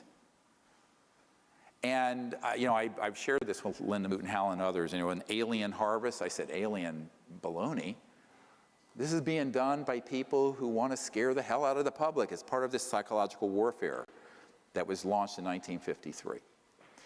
But there's another reason for it. They're getting raw materials that they do take from that. It's hard to do it underground. Take them to underground bases, which become culture media for the programmed life forms, the man-made ETs I'm talking about. We don't have time to go into what these nanotechnological things are, but let me just say cloning. Dolly the sheep wasn't the first cloned creature. So with the right electromagnetic pulse, it's very easy to clone a human or an ET, or take tissue from one, but you need some kind of biological medium. And that's what the cattle mutilations provide, and the other animal mutilations provide the biological medium for these experiments in the development of man-made fake ETs. And by the way, there was an intelligence official who kept calling Stan Romanek, telling him when he had that creature come into his kitchen and said, Stan, it's one of the fake ones. And he didn't know what it meant. I went out there with a MUFON investigator who investigates abductions. I said, yeah, it's a fake one. And he says, what do you mean? I said, I've been talking about this for 20 years. The literature is replete with the military involvement in these abductions. It's a fake one. It's man-made. It's made to look alien, to scare the hell out of people, but because it puts fear out in the community. I said, it's not extraterrestrial. It's man-made. But the cattle mutilations do two things. They provide a nexus for more fear. Oh my God, not only are they abducting people, they're mutilating. But then it creates a source of biological substrate material for the nano biomachines that are these biologicals that look alien. And that was because they were taking them to Dulce, which was near his ranch. Same thing at Pine Gap. I have a science physicist who worked at Pine Gap in Australia, and it's all subterranean, and he worked on projects. He says, we have these creatures coming off like sausages on a conveyor belt. Absolutely. And I was at a meeting in Australia a couple years ago, and the Minister of Defense for Australia was there. He didn't know anything about this stuff. We had a very interesting conversation. But I said, no, you wouldn't. I said, our Secretary of Defense doesn't know about this either. But that is really what's happening. So you have to think that, well, if we can make our way through this nexus of fear and false information that has kind of colonized everyone's mind, then we can go out there with Close Encounters of the Fifth Kind teams and make peaceful contact with these civilizations. How beautiful. And that's why I tell people, don't be afraid of anything interstellar. You should be very concerned about paramilitary human. But the interstellars, not a problem. And I think you have to make a distinction. People say, well, how do you tell the difference? Well, an ET craft has no seams. The light from it is coming from refined materials that are so pure that the light itself looks like celestial. The beings themselves have a completely non-invasive, very intelligent, I mean, IQ of 400, 500, that range, and very conscious and spiritual. The PLFs are menacing, they're invasive. The man-made Lockheed Martin, Northrop, SAIC, man-made discs, saucers, triangles have rivets and seams. It's quite clear to tell the difference, but you need to know there is a difference first, because otherwise you're going to think everything is alien, and it's not. And that's why I'm doing this webinar with thousands of people watching. It's going to go up on the web. Is that the public needs to know the difference between the real and the false, and what the agenda is for the false one, and how easy it is, whether it's through a cosmic 9/11 or some other scenario, to manipulate the public into fear and get on a war footing where we then suspend our liberties, our freedoms, and spend trillions of dollars and countless lives in a concocted, hoaxed battle. Don't be fooled again. We need to not be fooled again. And this is the big one that we need to wake up to. If enough of us wake up to this and then go out and make peaceful contact, then those folks who want to see us create a time of endless war can't have their way. They only succeed if you are sheeple who are going to follow along with the conventional wisdom like zombies half asleep. So I beg you to share this with everyone you know. And go out there and make peaceful contact. The other thing I'm calling for is this Whistleblower Act provision. If there are people in this audience or who know people who have been involved in these projects who can testify, and if there's an attorney team that will take it, we will initiate this lawsuit. And the next is mass defections. All of you know people who know people who know people. It's 2 or 3 degrees of separation. If you work your network, those of you listening who are in California in the high desert, there are people in Palmdale near Edwards, there are people in Nevada listening right now.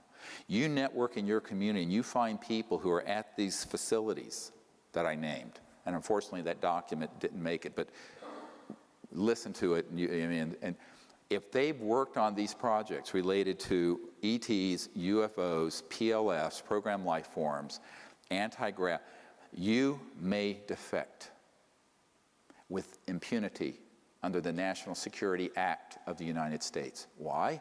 Because we have proven today that there are dozens and dozens and dozens of officials in the US government, in the British government, and every other country who have been denied access through a criminal enterprise, a racketeering influence corrupt organization, the largest RICO in the world, that has involved itself in corruption, and therefore it cannot, if it is violating the US, British, and other constitutions, cite the National Security Act to provide cover. That is why on 2001, on May 9th, when we did the Disclosure Project, and I had 20-some people at the National Press Club over here, and then subsequently more than 100 that came forward in the book and videos for disclosure, none of them, even though they had top secret clearances on this issue, none of them ever got a phone call or a letter saying, be quiet.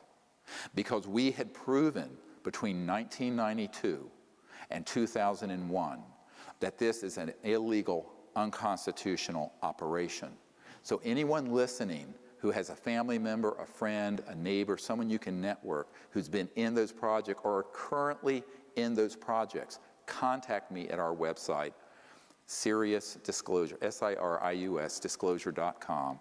We will treat you with the greatest confidentiality. Now, we do not want to hear from secondhand people unless you have dispositive documents and proof.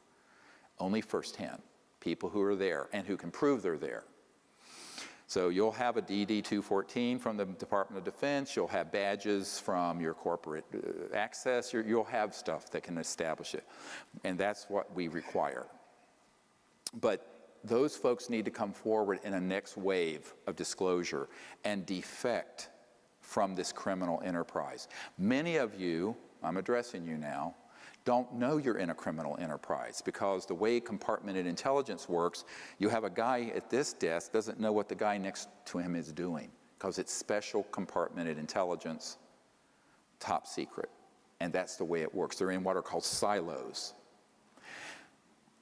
But I am telling you through these documents and this testimony that the way these projects are managed, it's illegal. And if it's illegal, they cannot cite you for violating the National Security Act. Now, Snowden disclosed information that the President and Congress did know about. That's different. I'm talking about disclosing information that is not being shared with the President or Congress and are a priori illegal. So the quotidian world of top secret, the sort of everyday world of top secret, I'm not talking about that. I'm only talking about unacknowledged special access projects that deal with the anti-gravity or gravity control, new energy, ET, UFO issue. Those things are being managed in a corrupt enterprise that's illegal. So you folks can speak to anyone, provide any material, take any document, like some of these that I have that are top secret that have not been declassified. No one's going to come after you. Now, I did have an FBI guy say to me once, he says, that's a top secret document. If you share that with anyone, each time you share it, it's however many years in prison and whatever zillion-dollar fine. I said, really? Come put the bracelets on. I said, because my first call, I was back when I'd been on Larry King, my first call is going to be the Ted Koppel, who I know, and Larry King and a few other people. The headline's going to be, emergency doctor gets arrested for disclosing top secret document that confirms UFOs and that you guys killed Marilyn Monroe. You want that the headline? Come get me. And he looked at me, he said, you're crazy. I said, yeah, like a fox. I said, it's your worst nightmare. This is your worst nightmare. So that's the other part of disclosure. Don't be a lone wolf. Don't be a Bill Colby. Do it. Come together with us, with a group of people, another 5, 10, 20, 30 people deep inside the transnational security state, the deep state, and come forward. That's what I'm calling for people to do. So that's one thing we can do. The other is to each of us form our own CE5 groups. How many people here are part of a CE5 contact group somewhere? I'm just curious. Yeah, so a few of you. The rest of you need to do that. We have an app. If you go to SiriusDisclosure.com and scroll down to the second bottom half of the page, there's actually an app to train you in the remote viewing and the contact protocols. And then there's another app, a free app, that will show you who is on CE5 teams in your area. And so you can register on that, create a new email just for contact in CE5, and start going out under the stars doing this. Because here's the power of mass consciousness. Dr. John at Princeton, the Princeton Engineering Anomalies Research Lab, found that if one person put their awareness on a random number generator, they could shift the zeros to ones or the ones to zeros, just through their conscious effect. That's the power of the mind. Our minds have infinite power if we tap into that. If two people do it who love each other or are united, the effect was exponential, not arithmetic. It wasn't twice as much, it was 10 times as much. So when a group of people in higher consciousness go out for the purpose of making peaceful contact, understanding that our future is peace in the cosmos, and our destiny is to become extraterrestrials to other worlds eventually. where we will be interstellar. If you understand that, and then if you begin to do that, don't worry about what phenomenon happens. The process of doing it itself is transformative and edifying. So please go and do that. That's another thing you can all do. Now I want to take the last few minutes to just take a few questions. We've got about 15 minutes.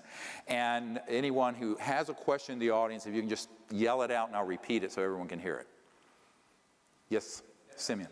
You were one of the witnesses at the recent hearing for disclosure at the Press Club in 2013, just a few months ago. Mm-hmm. Do you think such an organization like that and those types of events help move the whole UFO hearings in front of either members of Congress or the type? Yeah, he's asking about the hearings in front of Congress and this sort of thing. Here's the problem with that. In reality, we've already done that. We've already given the full dossier to every member of Congress. I am not sanguine that any member of Congress is going to hold a hearing on this. Even Kucinich, who ran for president in 2008, who had a sighting and a close encounter, he was outed by Shirley MacLaine, unfortunately. And I've known him for years. He became chairman of one of the subcommittees on government oversight, domestic. He wouldn't do it.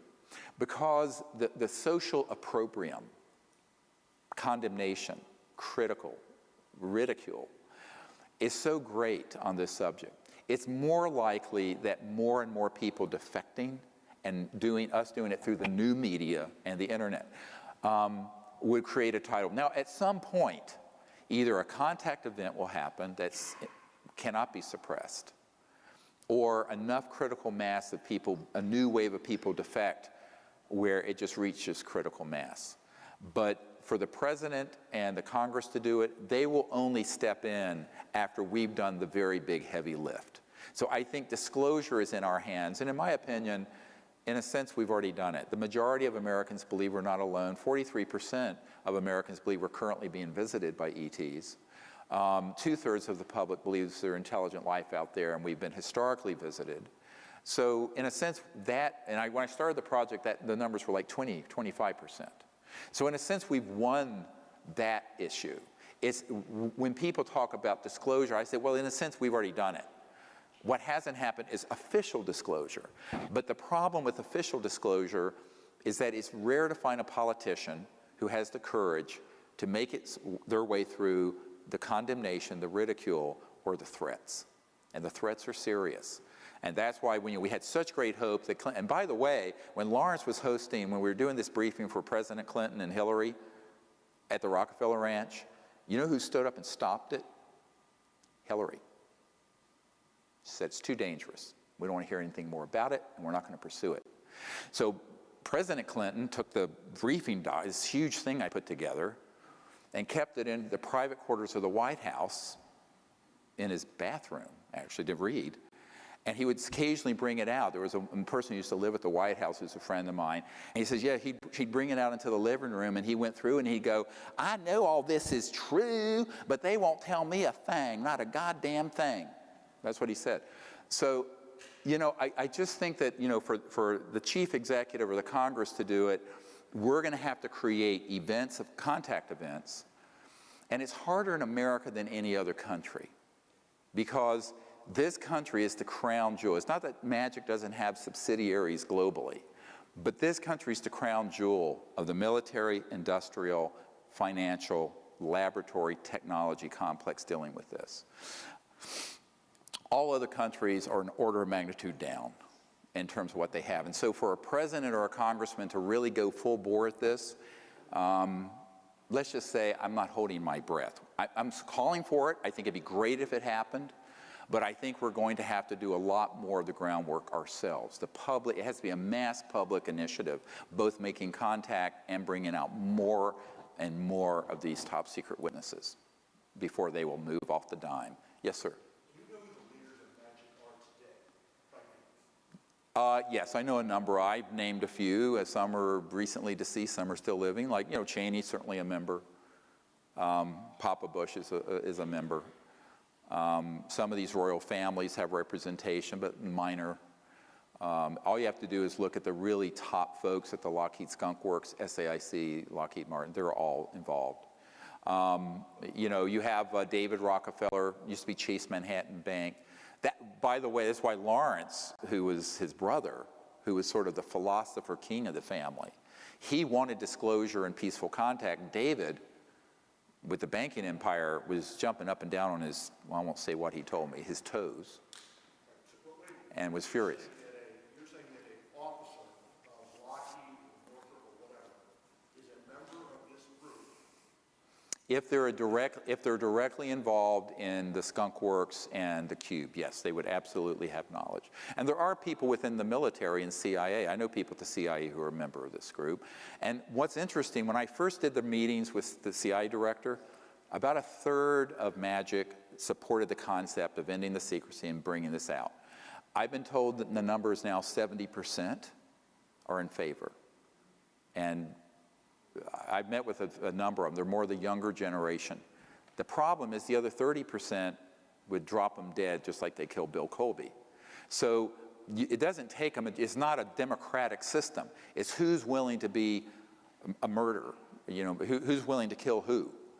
So it's, and the other problem is that this group, MAGIC, has elements that are splintered off of the main policy board, the main policy committee.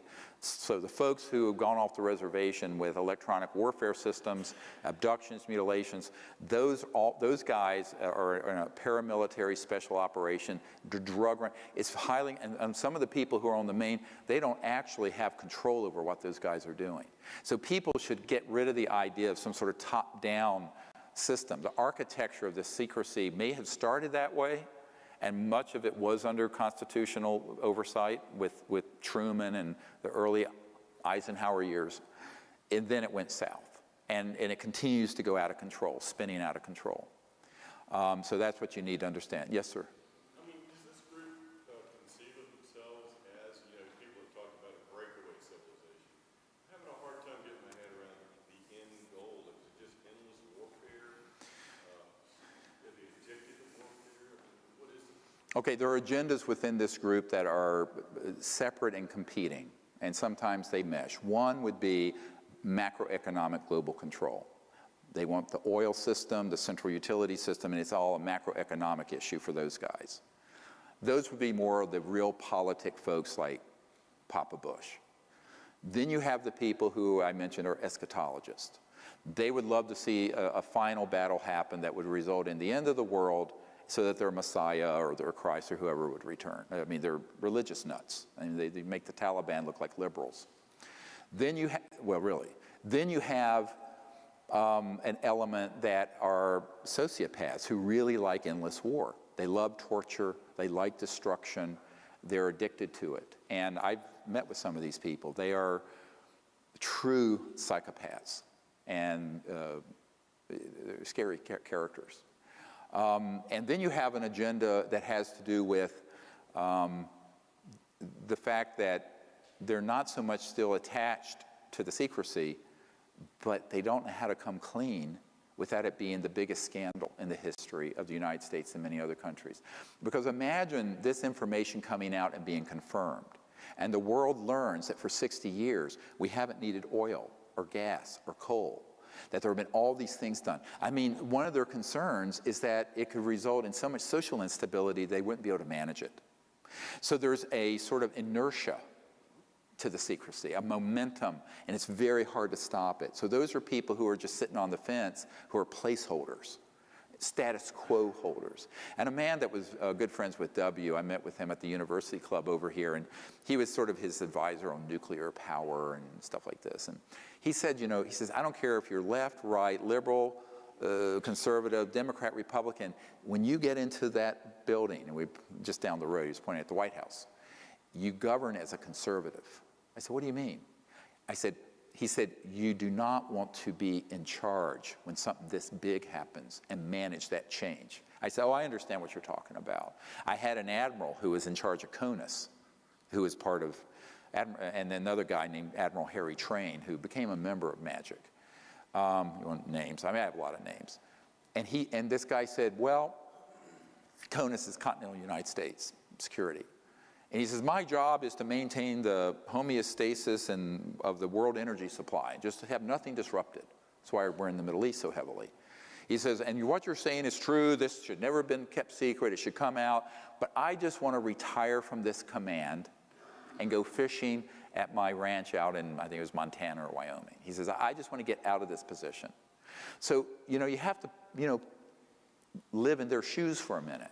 And I have a lot of compassion for that. A lot of these people have inherited this mess that got started. And this is why Senator Goldwater said to me, he said, it was a goddamn mistake then, and it's a goddamn mistake now that this was ever kept secret. I'm quoting directly. I'm sitting in his living room. And, so there are a lot of people who find themselves as placeholders, and they just don't want to disrupt the status quo. So there are different agendas for the secrecy. Some is global domination macroeconomically. Some have this quasi-religious sort of end times, final battle in space nonsense. It's almost like you get into the wackiness of science fiction, but it's real, this Dr. Strangelovian view. Some, it's all just about maintaining the status quo of how the world operates. Because imagine if every village in Africa and every place in India had a free energy device, they had electrification, refrigeration, crops could be grown under controlled environments with zero energy cost. You would have the 2.5 billion people in China and India, their economic output would be parity with the United States. We only have 300 million. So the US and Europe only has 700 million, the rest of the world is 7 billion. Money flows to where economic prowess and power is, right? That's why America is the biggest economy. China's about to get there, but bestrides the globe. But this would change the macroeconomic thing almost overnight, certainly within a generation, 15 or 20 years. So those are folks who are looking at the reality of that kind of change and go, no, it's too big of a change. Now, that has been going on for 60 years or more. I mean, the secrecy on the energy stuff has been going on for 100. And that's what has led us to the precipice of an environmental meltdown and global injustice. And as more and more people are impoverished and a more and more elite parasitic kleptocracy has the money, this is a prescription for global revolution and upheaval and terrorism.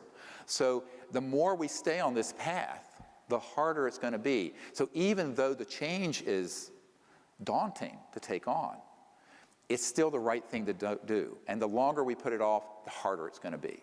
So my advice has been, for 20 years, meeting with people in high places, do it. But it's easier said than done. Another question. Yes, ma'am. How can we help our children and the future scientists of the world, the future Tesla's who are growing up in this educational paradigm, who want to push and learn, and maybe they're being suppressed? What's the future of education? It's a great question, yeah. How do we help our children and our educational system and get them into this new paradigm? You have to do it yourself. The system will take too long to catch up. It'll eventually get there. So when you start talking about the whole area of consciousness studies, high-tech sciences, you're not going to be able to get that at MIT or in your public schools. But we as parents can provide that information to our children. The other thing is to encourage them to take risks. I mean, now we have bubble kids. Everyone's a bubble kid. I mean, I ran all over the city wild. Now, my parents would have been in prison. We don't let children take any risks. But you know what? We become so cowardly and timid that if my parents' generation were like that, we'd all be goose-stepping to Adolf Hitler. So now there's an Adolf Hitler that's this sub rosa, Fourth Reich. And we have to have the courage to stand up to it. Now, there are costs to that. I've paid a very steep price. But I think ultimately you have to begin to embrace a bigger vision. So I'd say the first thing with our children is that it has to be a vision of being interested in something greater than themselves or their own aggrandizement or the next selfie. So it is a spiritual value where the concern is for the future of our planet, the helping of others, and doing things, even at great risk to yourself, or ridicule and estrangement from your peers, that you're going to do it because it's the right thing to do. Now, that's a fundamental spiritual foundation. And based on that, then you can take on the new energy issue or the contact or whatever it is. But so long as you're looking around and concerned what other people are thinking about you, which is how most people are. I'm sort of an outlier that way. I really don't care. From 4th grade, I decided I don't care what anyone thinks of me. But I'm sort of an outlier that way. But I think that's really important, this sort of independent sense of investigating truth and willing to speak the truth and stay on your path, even if there's social condemnation, ridicule, whatever it is. And that's moral character. To me, that's moral character. And that's one of the things that needs to be taught, because just having the information about the technologies or contact isn't enough. There's this deeper moral character that we need to inculcate in our children and in our culture. And I remember being chewed out by one of my ER doctor colleagues because I was late getting in one because a truck flipped over on the mountain. And I stopped because I'm an emergency doctor, and the thing was about to burst into flames, a tanker truck, diesel fuel everywhere, and this guy was in there, and he had a C45 fracture. He was numb from the nipples down, and I pulled over and went in there and got him out carefully so there wouldn't be any more damage. Could have killed him, and before the thing blew up. And the guy chewed me out because I was 30 minutes late. I had the highway patrol call. And I said, well, what am I supposed to do? Just drive by and let this man die? He says, yes, because you're late. And this was a fundamentalist Christian. I said, well, you ever heard of the Good Samaritan? It was astonishing to me, this sort of self-absorbed, narcissistic. So I think we have to, don't get me started. I think we have to, really teach our children and those around us by the force of example. Basically, it's a dynamic force of example, that you're willing to do things that aren't always just to your own aggrandizement. And that's important. I think it's really important, by teaching by example. Yes, sir. There's compelling evidence that not just the towers, but the entire World Trade Center complex was destroyed by perhaps a directed energy type of weapon, something that was operated under a technology of molecular dissociation. That seems to be very much related to what you're talking about. Have you looked at that? I have looked at it. I have bigger fish to fry. 9/11 was terrible. We lost 3,000 people. It led to 2 huge wars and trillions of dollars. I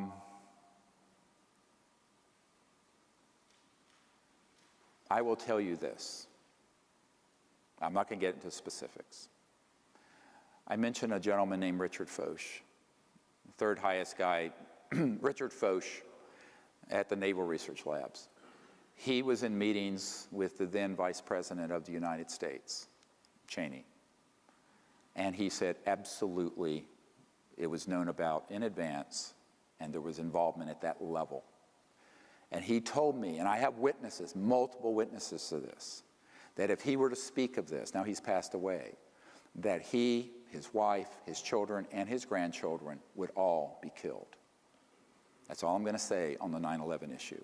But there is a lot to that story. I've never shared publicly what I just said, but the man has passed away.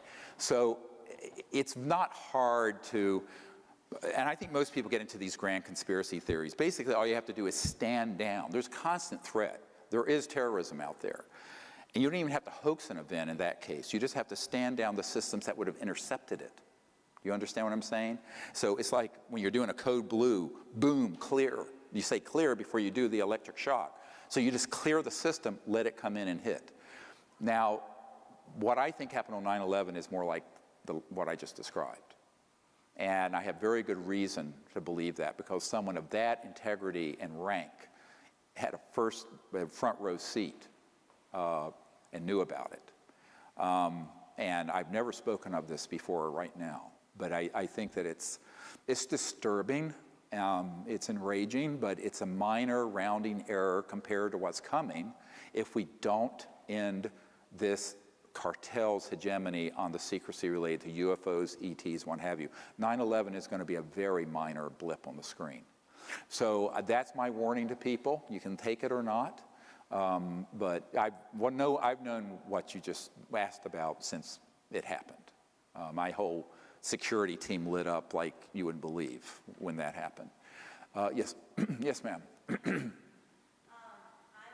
have had, I guess, contact with benevolent ETs that They're all benevolent, by the way. like, I would call them angelic if I was to describe it, like not physical like we are. Do you feel like there could be some kind of divine intervention? But people wouldn't be afraid because literally, like, if you're anywhere near one of these beings, the love that you feel from You're them right. is like Yeah. indescribable. Yeah, I would say any interstellar civilization has achieved a level of consciousness, even when they're fully in the physical form, to be at that level of feeling. Those are the contact experiences I've had. But I think that one thing that doesn't work is like when we go to Afghanistan and try to start Jeffersonian democracy amongst warlords that are living in the medieval time. These civilizations are not going to come here. Now, I think if things got very, very bad, there would be a massive intervention, honestly. But I think let's avoid that. Let's not just sit on our hands and let things collapse. Let's actually take the world where it is and turn it and put it on the path of our dreams. Let's dream a beautiful future and create that future. And if we do that, there's going to be help in many dimensions, spiritual, extraterrestrial, and human, that'll come into play. But we have to do it, and I really think those of us who have this information are the ones who are responsible for achieving it. We're out of time. Thank you very much for coming. I appreciate you. God bless you all.